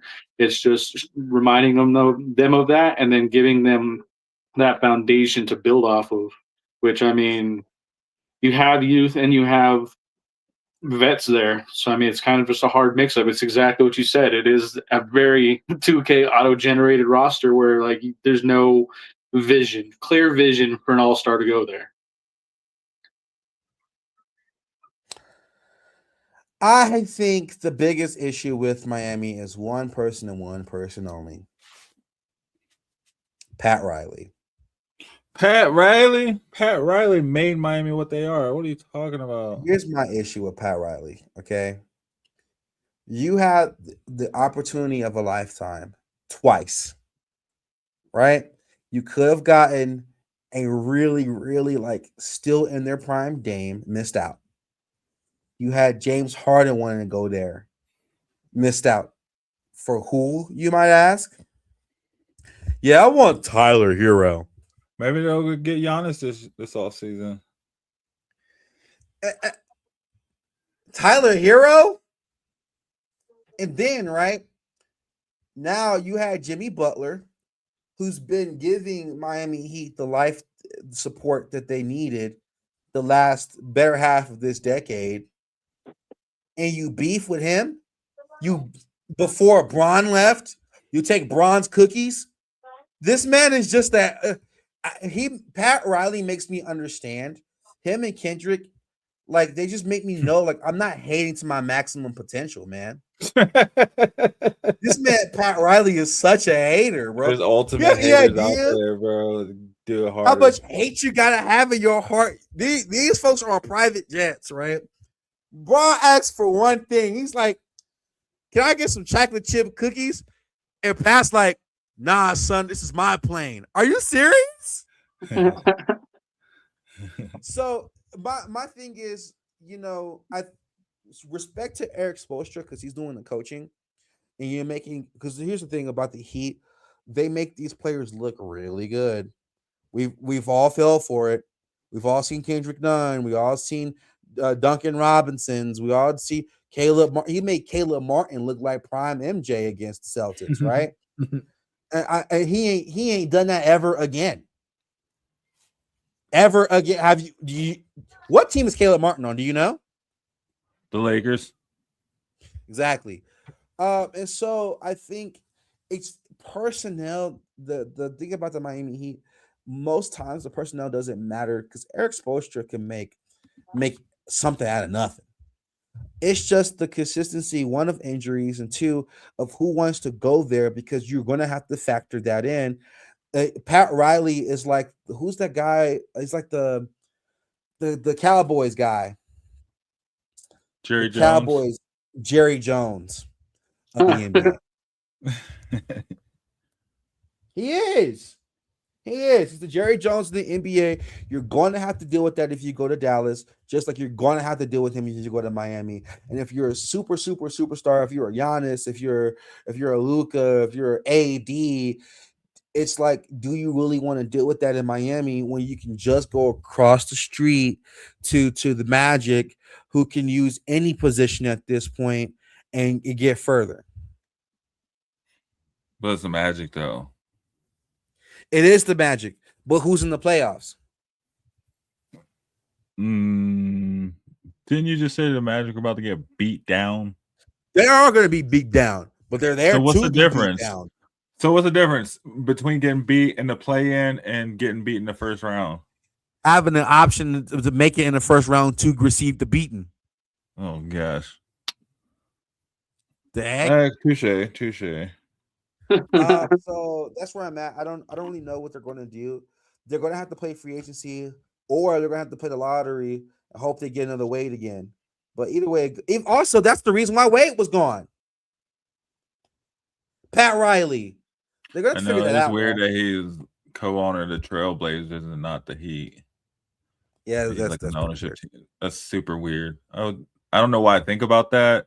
I don't know why I should think about that, but it's super odd that they have an ugly statue of him outside the Heat. but he like co-owner. I guess it's like Tom Brady too, though. So I guess it makes sense when you look at it like that. There's also like Usher being a part owner of the Cavs. So Usher's part owner of the Cavs. Yeah, I guess we got money. 2016, he was in the locker room fucks with everybody else in 2016. He got a ring. Yeah, he got a ring. Dang, Usher got a ring before us. Got a ring before a Grammy. That's wild. Anyway, that's where I'm at with the Heat. What do you guys feel? The Heat sucks. I used to like the Heat. I like the Magic more though. They don't have a villain. They don't have that superstar villain no more. And like you said, if nobody wants to go there, and bam, even him scoring 8 million points still doesn't make him that superstar villain. So I like that take too. I mean, I like the Magic more than I like the Heat. I think the Heat have more potential, but I mean the Magic have put in the work. Yeah, they got Paolo. And they have this weird, they have magic when it comes to picking out their players. I mean, they have they went with AG before AG was with the Nuggets and everything, and they just cannot find a way to build off of the superstars that they get. Yeah, not since they lost to the Lakers, man. Yeah. Ever since they lost to the Lakers in the conference, was it the Western Conference? Right after they got rid of Dwight Howard, man. He put a curse on them. He put like a hex on them or something. Yeah, just like they're just right there, right? They're like the 76ers. Now we're seeing the 76ers at their low point, but the 76ers have always been like just for the past like better part of this past decade, they're just there, right? Like we knew they weren't gonna win it, but they were always there causing a headache. That's been the Sixers since the early 2000s, man. Even back to the AI days. True. Here's the thing: the Magic has never really had a full like good roster, top to bottom. Like, dude, Jameer Nelson, what are you talking about, bro? What are you talking about, bro? They never had a really good roster. Like they've had good players. They've had T-Mac. They've had the Y, you know, but they never had a good roster. What was that one small forward they had? What was it, Jones? Nah, recently. It was like in the past, like 10 years ago. Oh man, I can't think of his name. It'll come to me. They just never had like depth. They never had depth, and they still don't got depth. No, and that's been their issue forever. Mm-hmm. And they always got a couple good guys, and by a couple I mean two. Desmond Bane looked good the other night, though, against the Hornets. Of course, it was against the Hornets, but he did look good. As a Grizzlies fan, I've had Desmond Bane for years. Do not buy Desmond Bane stock. You're going to lose your money. Him and Bankero look decent out there, though. I'm telling you, they're gonna bully Detroit. I don't be surprised if they take this game today. If they win this game, we're doing a surprise show on Tuesday. I'm gonna keep it a bean. Well, go ahead and buy Desmond Bane stock and see where your money gonna be in 2 weeks. Right. We'll see. Well, go ahead, buy it. Yeah, I triple dog. We're going to the second round. So, what do we think the East is going to be for the second round? We did the West. Second round, we got good question.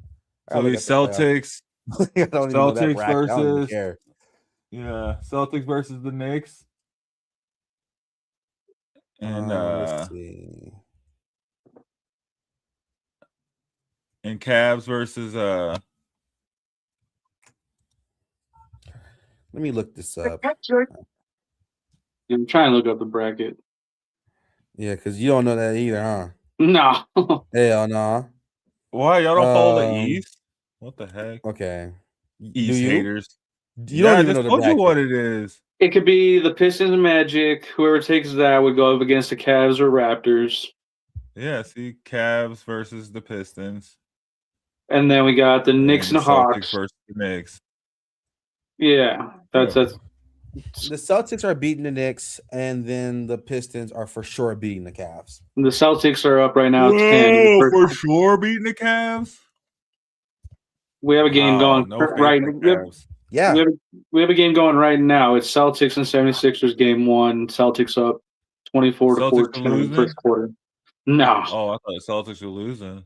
No. They're about to lose.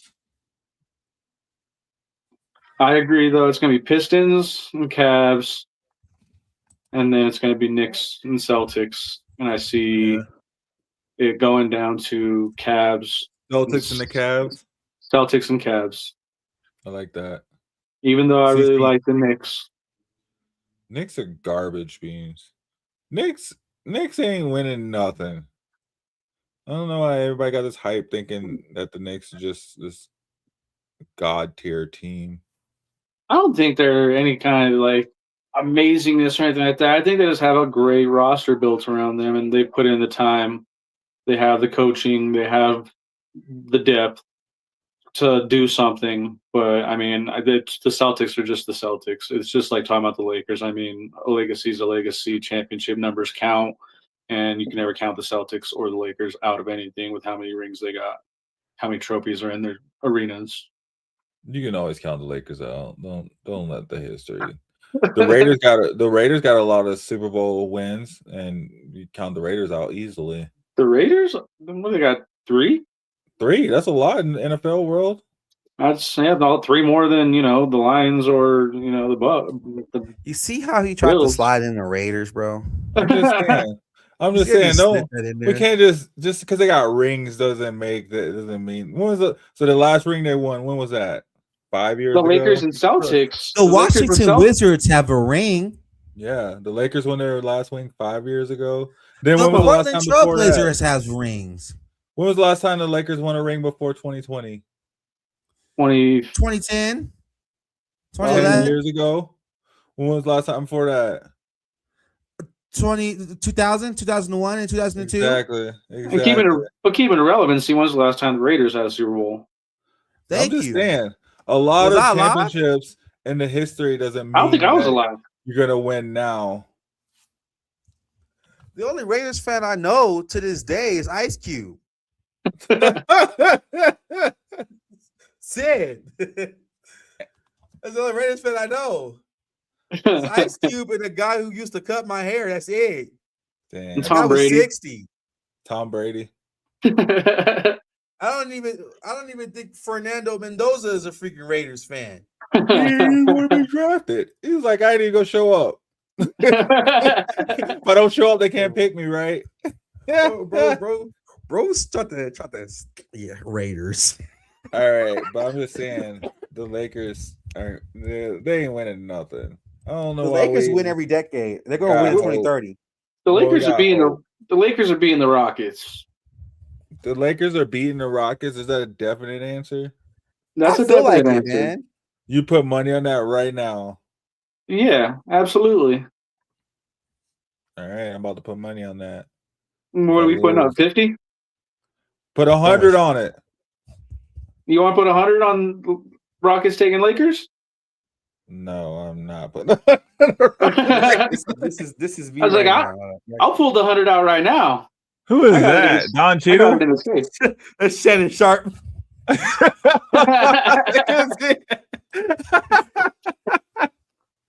freaking blur is too strong. Lakers in the second round is something that is controversial that I wouldn't be willing to put money on yet. But the Lakers, I'll put money on OKC. You put money on the Lakers. Nah. Oh, so you saying the Lakers suck too? See? No, okay. All right. All right. This guy. Which tells you how I think about the Rockets. If I think the Lakers are going to beat them.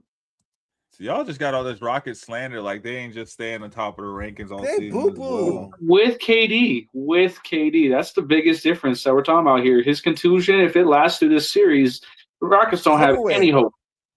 Yeah, they don't have any hope. Throw it. Who's scoring? Who's scoring? They can go without Luka and Austin Reeves this whole series, and they could be good to play, and they could still not play them to keep them healthy for OKC, and they're still going to take the Rockets. The Rockets are screwed either way. Dang, all this Rockets hate. All right, what else we got for basketball? That was it, man. That's it, man. That's our prediction. Rockets hate. When the Rockets and the Magic win their series, I want to come back and hear this tough talk from you guys. That's all I got to say about that. If that happens, I will pay for your buy-in for fantasy football this year. Actually, my buy-in's paid because I won last year's son. Oh. Roll.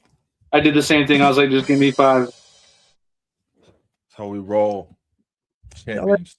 Fantasy football? Yeah, bro. Come join. Come play with us. It's a big league, big win.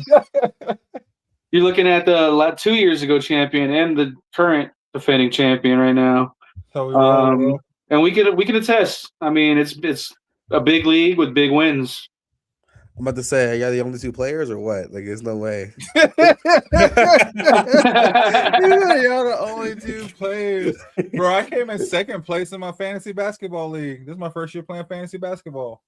Yeah, I'm two-time back-to-back champ. We stopped playing after I beat them twice. We'll do a basketball league next year so I can beat you. Come join the football league so I can beat you. I got another football league you can join. I can beat you. I'm not gonna lie. I think Key might come out of retirement just to beat you. Fantasy football? Fantasy basketball. Gemini, fantasy basketball? I will gladly join that league knowing that Gemini is going with some Rockets and some Magic players. I'm going with Amin Thompson. Hold on, let me see who else I'm gonna get.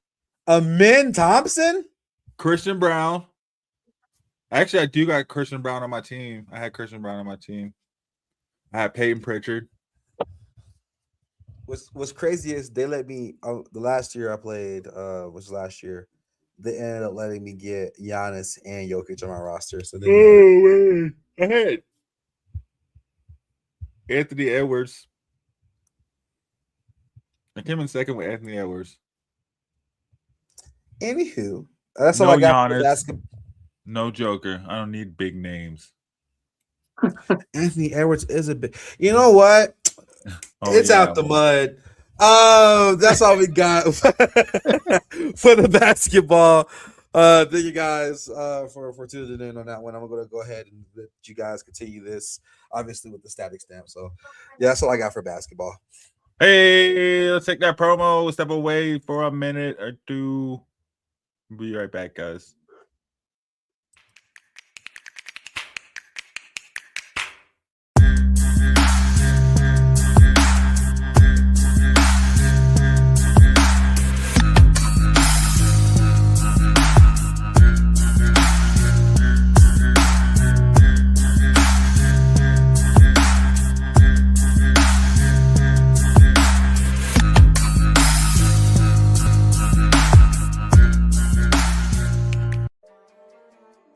McCain. You thought you wanted to go through against Chad Gable, but you didn't. And I'm going to tell you why. Chad Gable would take everything that Gunther's done and bury it. The Playmaker. It was on site. AJ Styles walked out there, seen LA like, oh, okay, nigga, LA Knight hopped out the car, let's go. Break down everything in TNA, AEW, and all of the WWE programming. Join these two kings, monarchs of wrestling, live every Monday at 6:30 p.m. Eastern, 5:30 p.m. Central on the Play Caller Sports Talk YouTube channel.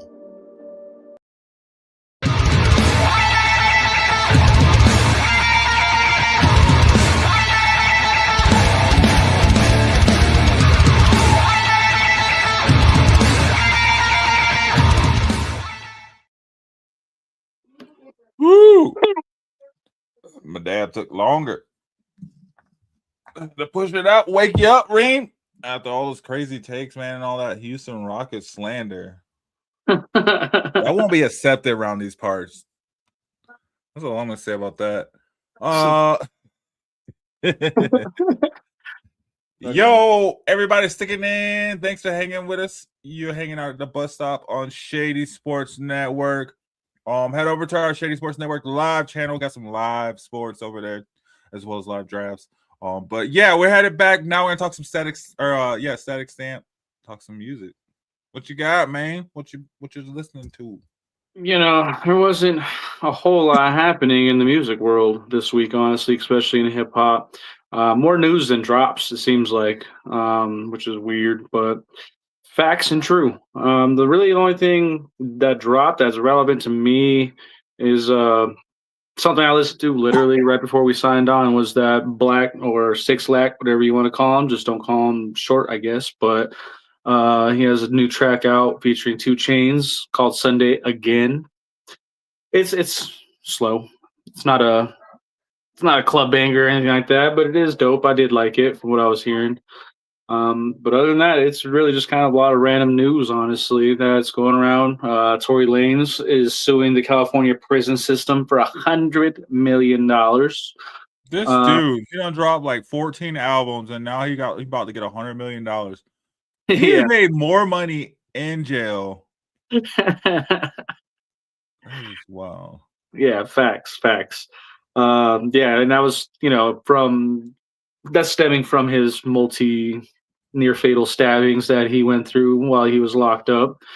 There's a lot of weird controversy within that of why it happened, why it occurred, who did it. A lot of allegations being thrown around about how that even happened and everything. But yeah, no, he's suing for $100 million. That's a lot of money. He's gonna make an album about it. I think he has more album drops in prison than he did before he even he was ever out. He's gonna make it straight up. It's crazy. And then also there was a huge explosion reported out of Toronto. Just I think yesterday or 2 days ago. Cornball, you talk about that. You can talk about it. Because for Drake's new album, Iceman, baby. I'm not gonna lie. As of recent, I keep getting these Toronto slang / Toronto accents on my TikTok. It's not hot. I don't know if you ever heard it, but it's like tutu is my word, broski. I'm like, yeah. I got stuck in a top 5 rabbit hole the other day, and that's all I kept saying was the comments was tutu. 4 is my word, broski. I'm like, can you please stop? Yeah, I'm like, that's so forced. That shit's worse than 6'7". Thanks. Maybe. But yeah, no, there's really not a whole lot to talk about in the music world this week. It's just a weird one, honestly. It's just we had a couple of drops. That's not really hip hop based, but MIA came out with a new album. She's been out for a long time. She's more along like the electronic world and like the international spectrum of music. But haven't listened to it. I am very interested to listen to it. We have the second weekend of Coachella happening with all the same artists playing from last weekend. So same sets, hopefully different songs or whatnot, but a lot of controversy. Not even really controversies, but a lot of. Yeah, Lil Wayne came out, said he was humbled by not getting invited to events like Coachella and other events like that. He's old. Yeah. Somebody said in the comments that he looked like somebody's grandfather. What did he say? Oh man, he's not that old, bro. He's old. He's never been invited. I think he would still sell out Coachella though if he headlined Coachella. I just think everyone's. You're good. Everyone's looking at his live performances. I mean, the music is there, the legacy is there, the track lists go on for days, the albums go on for days, but the live performances have just fell off where you're like, I feel like I'm watching my uncle struggle through a performance. And like, you would think he's like aged in music era is like dog years for them, like honestly, in terms of like performance and stamina. I don't know if it was just like his party phase from, I don't know, bro. I saw Method Man do a backflip on stage, so that fool like 52. Hey, that's Method Man. Yeah, he do got a whole workout program. Method Man he's in my top 10 lyricist list. Definitely. I think also Coachella kind of blossomed a little bit more of being more diverse with the artists, because when I was young, you didn't see the Lil Waynes like that in Coachella at that time. At all. No, you would see like Dave Matthews Band and all this other random stuff. It's not. It wasn't. I feel like Dog Pound had their own festival, like right down. Yeah, like I remember they're edgy. Like, oh man, we got this artist. It was like Paramore. Yeah. Like, so now they got Giveon and they got Sway Lee and we didn't. That was unheard of. 15 years ago. Absolutely agree with that. Yeah, because I mean, Young Thug, he created a pretty big wave. I'm not a Young Thug fan at all. I don't really like his music too much. I think his controversies are pretty weird. Yeah, they are. He's never been a big Young Thug fan, but he created a wave in Coachella, and everyone loved to see it. And, watching the highlights of that and watching it live, I mean, he did have a lot of people in that crowd for the main stage. But it goes back to what you said, that it's become more diverse than it's ever been. It really never was something that you went to see hip-hop artists. I had that in the notes to talk about. Quick to talk for Damien about the whole LaMelo thing. Damien, what up, man? What's good with it, brother? Very quickly to address this. No, I don't think it was dirty. I don't think it was intentional Why are they for him to get bringing that injured. up? Well, I don't know. I think it was in the moment play. It wasn't a moment. I don't think LaMelo intended to injure this man. That's what I'm saying. I don't think he thought he would injure him. Right. He didn't do that specifically to injure. Like, there's no way he could have known that was going to happen. But anyways, back to Coachella. Yeah, so I agree. But at the same time, it's like Lil Wayne is now kind of past his prime, like you said.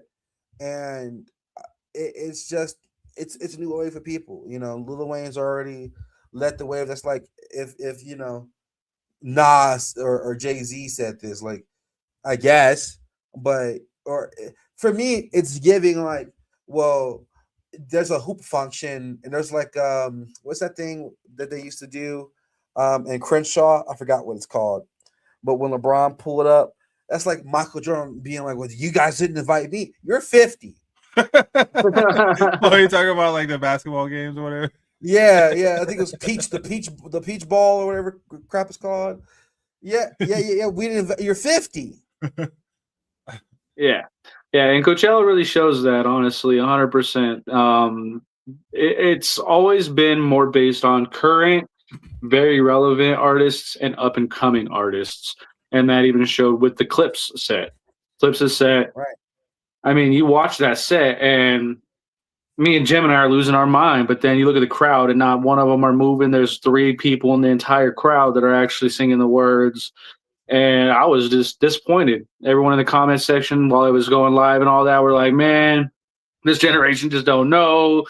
This crowd is just whack. That's not relevant or current to them. It's not up and coming. They want stuff that they don't know about that's new and amazing and exciting. I go to a Clips concert. This generation either. It's just their fan base too, man. They're like, you know what? I don't have the energy to be jumping up and dancing to this right now. Yeah, but that's kind of how Clips felt too. When I was watching Clips, I'm like, they are just not lively enough in their performance to be performing at Coachella. Like, they're just out there just rapping like it's the Vatican again. You best respect these lyrics. Yeah. Yeah. No, I don't know. It's hot out there too, though. I imagine, like in the middle of the desert, like no shade. They got no shade. It's hot. It's sandy. It's literally the desert. So I mean, it's like 100 degrees. And a lot of people breathing. Yeah, I was out there. Sandwiches, I was gonna say, I was out there in 2015. I mean, you wake up and you don't need toothpaste. You just gotta use the sand that's already in your mouth from waking up and sleeping with your mouth open because all the sand that's out there, man. Yeah, well, trust me, I live in 29 Palms, Cali. I know about that. I am good. I'm good. Yeah, no, that's the first time I had ever gone somewhere and seen water trucks that routinely go around and spray for what looks like no reason, but it's just to keep the air quality up because they got to keep the sand down. Keep all the dust from swirling around and stuff. I was like, man, that's a thing, Harry? Yeah. The original Dust Bowl, brother. Yeah, that's not fun at all. But hey, get it how you live. Yeah, so they got one more day. Today's the last day of Coachella as they go into next week, and it'll be Stagecoach, which is it's dominantly country music. It's the country festival version of Coachella. Same festival, same location, just all country music. So that just sounds like somebody was like, you know what? We're just going to do our own thing the week after. That's okay. We'll just do our own next week. Yeah, that's okay. They can do their thing. Are they going to have any holograms this year? I doubt it. Did they run out of hologram people? No, they didn't have any hologram people. One of the cool thing I love anime and all that. So one of my favorite animes is Dun Dun Dun, and their theme song to it is their theme song to it is Creepy Nuts. And Creepy Nuts, they performed at Coachella.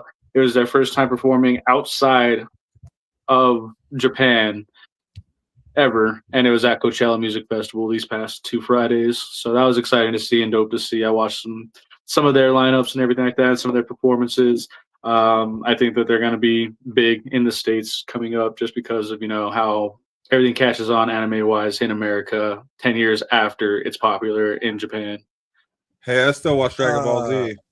Of course. I'm not going to go into the anime. That's a whole different thing. Question.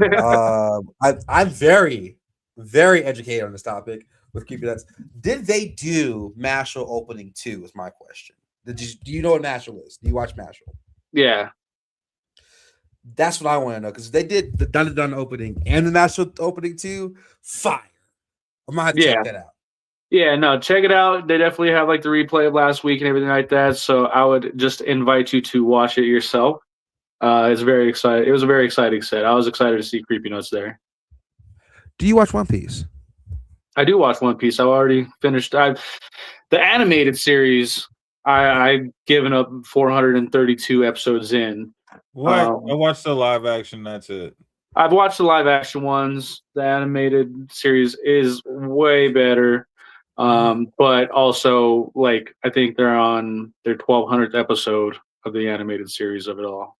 Nice. I got the Brook on me. I got that Brook on me. Monkey D. Luffy. Finish it. You gotta finish it, bro. You gotta finish Monkey. Yeah, I'm trying. I got 600 episodes to go to catch up. But in the live animated series, I am fully caught up on Netflix. I've seen both seasons of that. I watch them the day they come out. I just binge watch them just to see how well they coop up. I watch a couple Damien and then says, stop. watch One Piece. Damien agrees. It is fire. It is fire. No, oh yeah, I think I saw something. Tyler the Creator got mad. Somebody posted a video of him online. And he said, "Why can't you just let them live their lives? He doesn't care how many lyrics you know. He doesn't give you the right to post him without his consent." How do you guys feel about that? Posting pictures of celebrities without getting their consent to post them. As long as you're not monetizing it like in a weird way of like I've had what do you mean about displayed. It's like certain paparazzi will charge or try to monetize or try to copyright a picture of a celebrity. Yeah, but what if they're getting paid off views though? Because you get paid off views now, so you get a certain amount of clicks and likes and views. You get paid. I'm gonna keep it a bean though. If you're a multi-millionaire and you're a public figure, at this point, I'm taking all the pictures I see you. I don't care. Yeah, at that point, you traded your poor life for your success, and this is a byproduct of that success. As long as people aren't getting weird in a way of like again copywriting you. Well, if it's a picture or a post, you're gonna get and you're in public. Yeah. Like if he's at his house, sure, that's odd. No, he was in a convenience store. Yeah. If you're in public, I can get taken a picture of in a convenience store. Right? Well, you probably have, right? And yeah, you need to put out a post and tell them like you don't care how many episodes of Bus Stop you've watched. Doesn't get people the right to put your picture up on their website to try to get views off of it. I mean, they can. You can put my picture up, guys. Yeah. Right, and I agree 100%. I feel like if you can afford a house the size and square footage wise of like that's bigger than some towns, stay your ass at home. I think it's always so many occasions where these guys just kind of low key, you know what I mean, just low key crap on us, right? And we still buy their stuff and still go to their shows.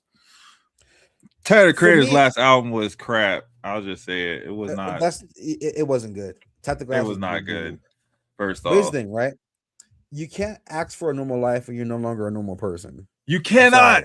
Period. You can't sit there and make millions off of the masses. Okay, it's one thing if let's say you invent, the cure to the common cold, right? Nobody knows your name. So you made millions off that, right? You can live your normal life, right? But if you make millions off a million of me watching you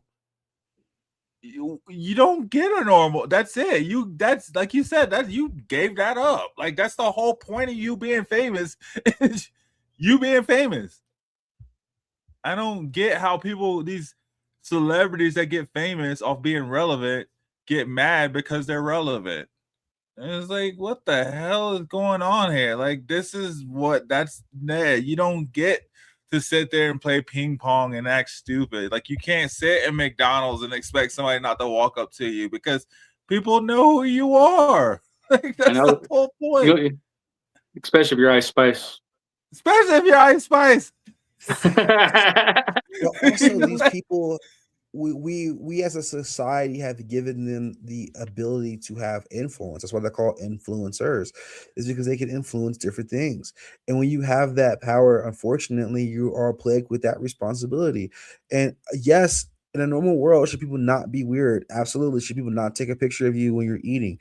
Absolutely, in a normal world. However, guess what? There's a bigger problem in society, and it's bigger than you. And if you want to fix that problem, fix that problem. The problem isn't the people taking a picture. The problem is, why are they taking a picture of you? They're trying to make money. Why are they trying to make money? Because money ain't easy to goddamn make. That's the bigger problem.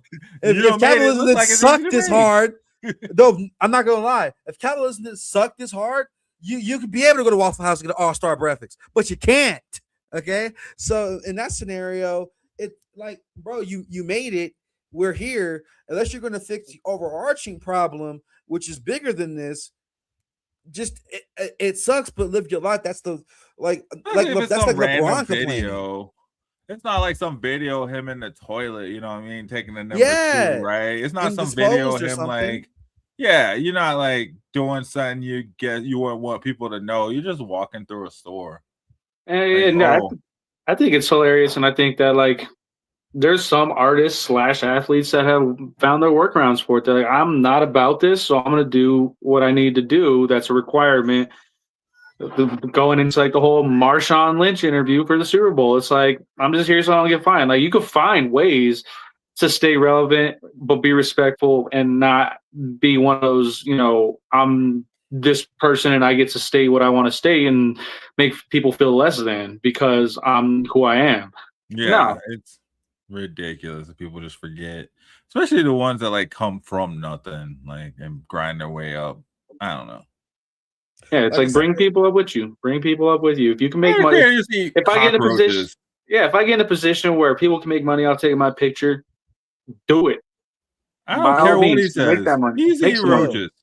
He used to eat roaches. I don't respect anything he has to say about self-respect. You wanted to make sure we heard. I wanted to make sure you people know who we're thinking of, and right, like, no, your privacy was given up the moment you did that. All that you wanted to be the black jackass, right? Like, no. Yeah, like I said, man, if it's not weird and there's a healthy threshold, I'm gonna keep it a being like, at this point when you get the triple digit millions, bro, pack it up. Yes, you good. What are you worried about, bro? Like, go wipe your tears with some $100 bills if you really feel some type of way. Because I can't, right? The person who did the video probably can't. Like, just do that and you'll be good. It gets worse. Like, it's just a picture. It gets worse. He could be like Diddy, where people are saying no Diddy. No. You know what I mean? No it Tyler. Could get worse. They could look into the Tyler files and see why people get mad at him and stuff. It could be slanderous. It's not even slanderous. It's not even slander. It just could be just really out. But yeah, I think I don't know. Like, he could be Russell Westbrook. You know what I mean? There's people out here that are like, that's, you know what I mean? There's people out here that yes, not only are they being stop laughing, bro. Let me lock in, bro. Russell Westbrook made $150 million, bro. And when he got mad, Russell Westbrook, I said the same thing to him. Like, don't get me wrong, I get you, but it's like shoot the ball well. I don't know what you would tell you. I hear threes all day with Russ on my team. I don't know what the problem is. But gotta get that spit shot right. It can't get worse. It's not that bad. Relax. Literally just a picture. It's literally just a video of him walking around the store. I haven't seen the whole video. I just look like it's a video of him walking around the store. Nothing stupid. Why are you even getting mad? Like, what is the point? You have literally nothing going on today to where you were like, oh, this is my rap. That's literally Trump complaining about Trevor Noah at the Grammys. Like, facts. Not to get political. I'm just saying, like, really, like, your life was that boring on that point in time to where you noticed that one post. I'm sure there's so much worse ones out there. I don't know. I agree. I bet the dude probably had like a bunch of views. I probably had like 200,000 likes or something on it. It was like, whoa, you gained a little bit too much traction off my name, buddy. Or his lawyer team. It goes back to you, Static. Yeah. I think that's really all I had. That was pretty much it. Honestly, there's not a whole lot in the music industry going on otherwise, really. We spoke on, Snoop's new album. We spoke on who was it? Soulja Boy's new album. I listened to it so you didn't have to. Ice Spice got chin checked at a McDonald's. Denied. So wait, you said whose new album? Snoop's. Snoop Dogg. Soulja Boy. Oh, Soulja Boy and Snoop. Soulja Boy. Bro, I'm doing it sound late, but still. Not Soulja Boy from The Boys. Soulja Boy? Tell him? You Superman that hoe. Yeah, and the album only came out on Apple Music. It only came out. How many listens are what? How many? Yeah, how many? Because it took some digging, and I'm not an Apple Music person, so it took some digging to find the songs. It's not. I'm an Apple Music everywhere. person. I didn't see it nowhere in my Apple Music. Drip. Yep. Drip. Somebody said Soulja Boy just make tracks off things he see. Oh man, I don't even want to search it on mine though. That's all I'm gonna say. I don't want that algorithm to think. Yeah, to think you like Soulja Boy. That's a wrap. That's a wrap. You get a smart shuffle, and then you hear "Kiss Me Through the Phone." It's over with. Oh. It's over with. Superman was the only one I'll listen to. I'll listen to Superman. What's the one he did with Lil Wayne? He did something with Lil Wayne? Yeah, what was the remix, I think? What was the remix? I forgot what you did the remix. It was a remix. Yeah, Trick. Yeah, remember that? No. Remember LOL Smiley Face? Turn My Swag On remix. Oh. LOL. I'm telling you, he just wrote things that he saw. Pretty Boy Swag. Pretty Boy Swag went hard, though. I won't lie. Yeah, I used to know all the words of that song when I was like a kid. Pretty Boy Swag had the beat went hard. That beat was hard. That beat went hard. I won't even lie. That beat was hard. This look at me now. Is my Pretty Boy Swag. How'd it go? Oh man, see, look, Soulja Boy had them hangers. I wouldn't say bangers. He had them hangers where it was like someone was like, let it play. I mean, hangers. Hey yo, you'll hang on it for a moment. No bangers, just hangers. Yo, if it wasn't for him, there'd be no Drake. You didn't know? You know who? Is it Drake? Then Yeah, like Drake. I said, this is the bus stop, man. This is the bus driver. Thank you guys for coming. Drake. This is also Reem show and Static show as well too. No, Yeah, we have the bus driver. all right, I gotta get out of here anyway. Gosh, guys, I can talk all day. We can. 419. Oh, is there a show downtown? There's one at Red Rocks today. Wiz And then there's Khalifa, right? yeah, and then tomorrow is Ice Cube and Snoop. I don't care believe. about Ice Cube and Snoop. Oh, I'd rather go see tomorrow Wiz. is 420. Yeah, but I'd rather go see Ooh. Wiz. I didn't even see no Buster, Ice Cube, and Snoop. What are they gonna do? Bring a bunch of That's y'all's music. No, that's MAGA music. That's true. Try not to go Crazy into statement. it. Anyway, Wiz could be a good show. Yesterday was Sublime, right? I think it was yesterday or 2 days ago was Sublime. Yeah, Downtown is Juicy J, right? I don't know how. I forgot honestly about 420. I don't Yeah, I partake think too much anymore, so I forget about all the shows that are currently happening because of 420. It's wild. I hate all this traffic, man. You can't go nowhere. Yeah, it's Wiz Yeah, Khalifa. Me saying that. Wiz Khalifa with 2 Chainz and Burner. Yeah. And the Underachievers, Chevy Woods and DJ Bonix. Downtown, they got Juicy J, that Mexican OT, Paul Wall, Mike Jones. Paul Wall, Mike Jones. Juicy J, Trap Dickie. Oh, this is my second grade year special. It's $30 for a ticket? What the You see heck? Paul Wall? Of course. I am not. No, it used to be free. Soldier Boy making music to get the money. After What's this scamming bootleg everyone Nintendo? with that. Sound like something I Oh, want. yes, the Soldier console. Damien, Oh. what a pull. That's Yeah, a deep man. pool. Hey, Damien. What a pull, bro. Damien, shout out. Yeah, the Soldier console was going crazy. And I'm kidding, by the way. That console was dog dookie. Dang.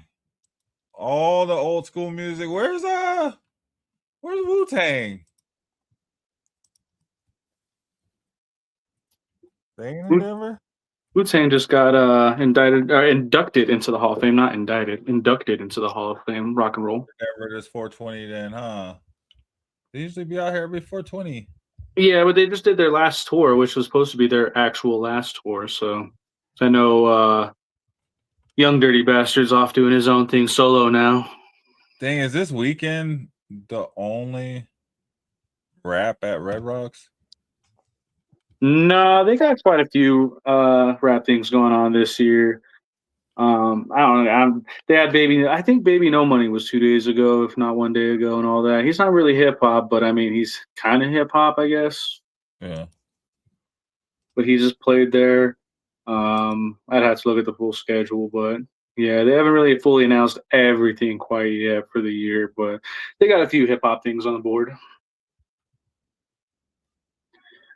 Red Rock's schedule is actually changing up more than, the 10.5 years that I was actually working there, when they played mostly just jam bands and stuff I didn't like. Hip hop was not relevant.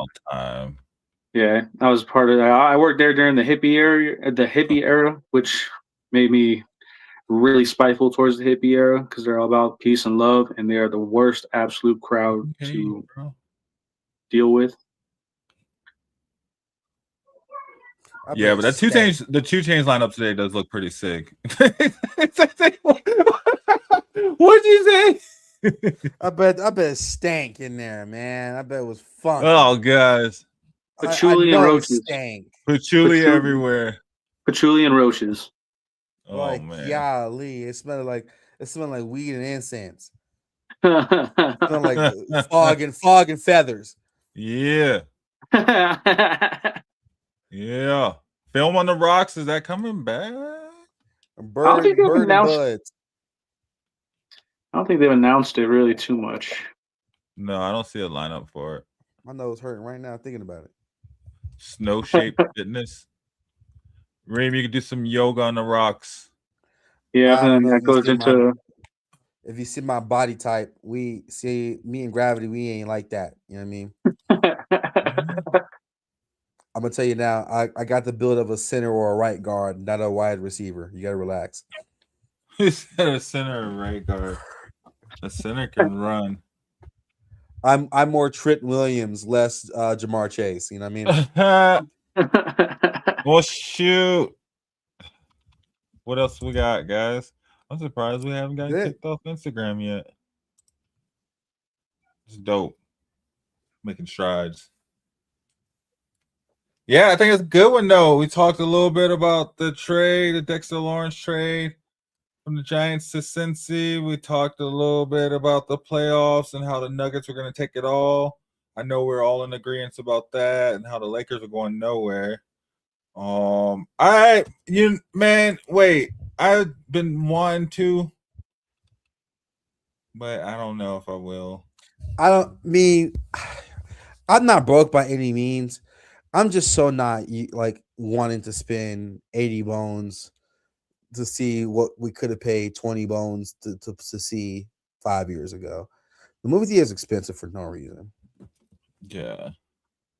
Plus, I got a killer TV at home. I'd rather just wait. This is gonna be free. I was gonna say it's gonna be free in like 3 months anyway.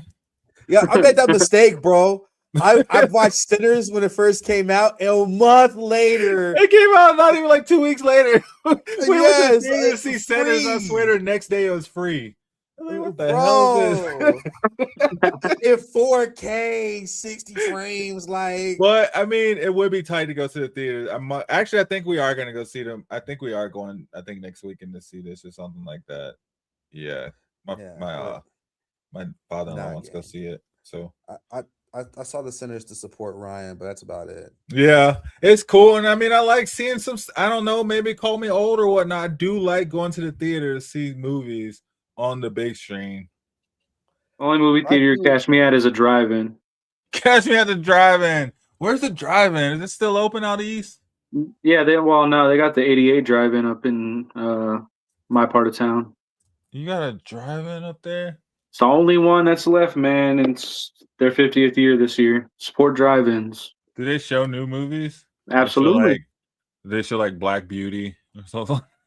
They got they still do the double feature format. Yeah. You get 2 movies for one. What? Yeah, that's the cheapest movie theater in the area. I'll tell you that right now, because you are not getting 2 for 1 in the theater. They encourage you not to bring your own food because that's how they make their money is off the concessions, really. Dang. I used to sneak things in the drive-in religiously. I used to get snuck in the drive-in. We brought a whole grill one day. Oh wow!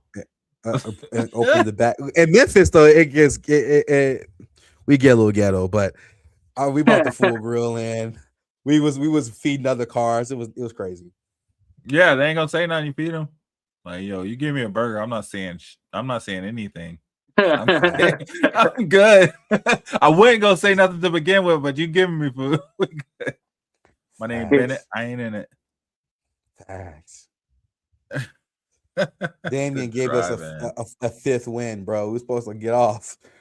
I know, right? We started talking about man. Let me tell you what. No, I'm just like, nah. I'm definitely gonna watch it when it come out on HBO, though. I don't know. I've been holding off on watching Sinners at home for some reason. Have you not seen it? Yeah, I saw it in the theater. Had to support.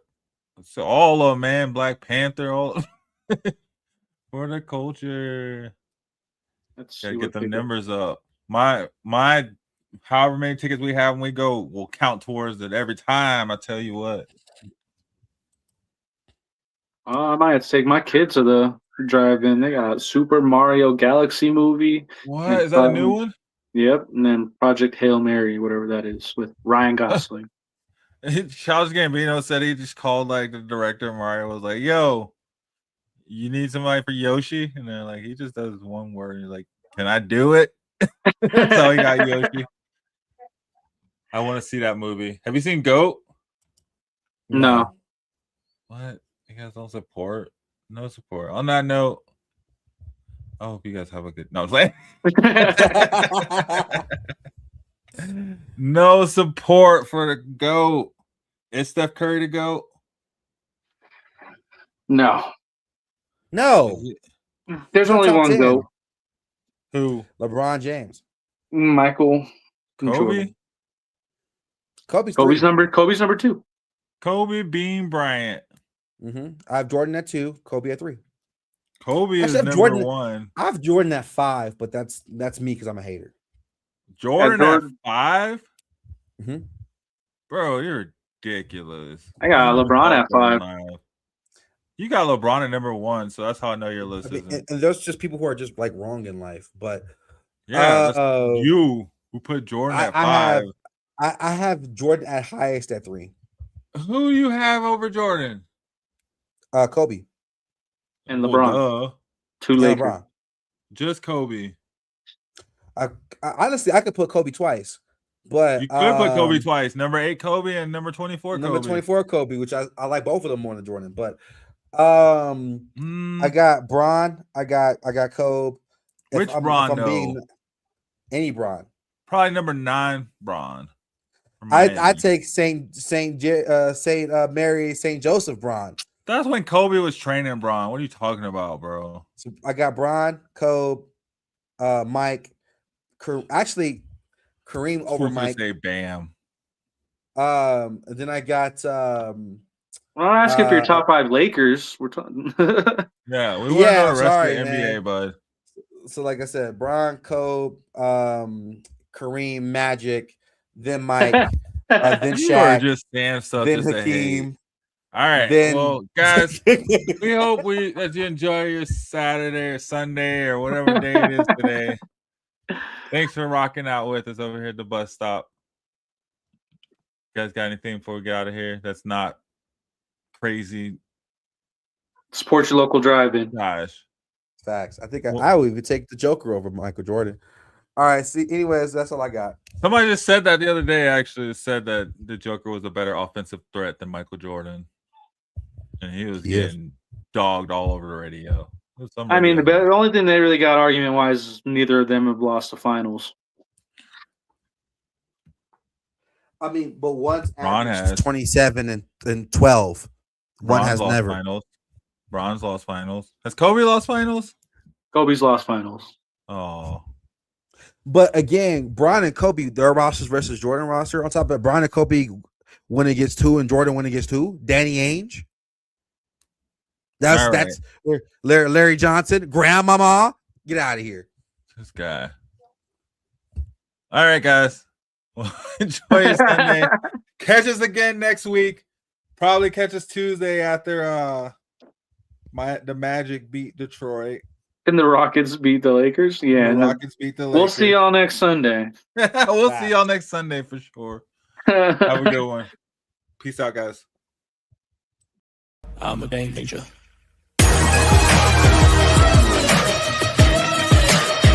I'm a game changer.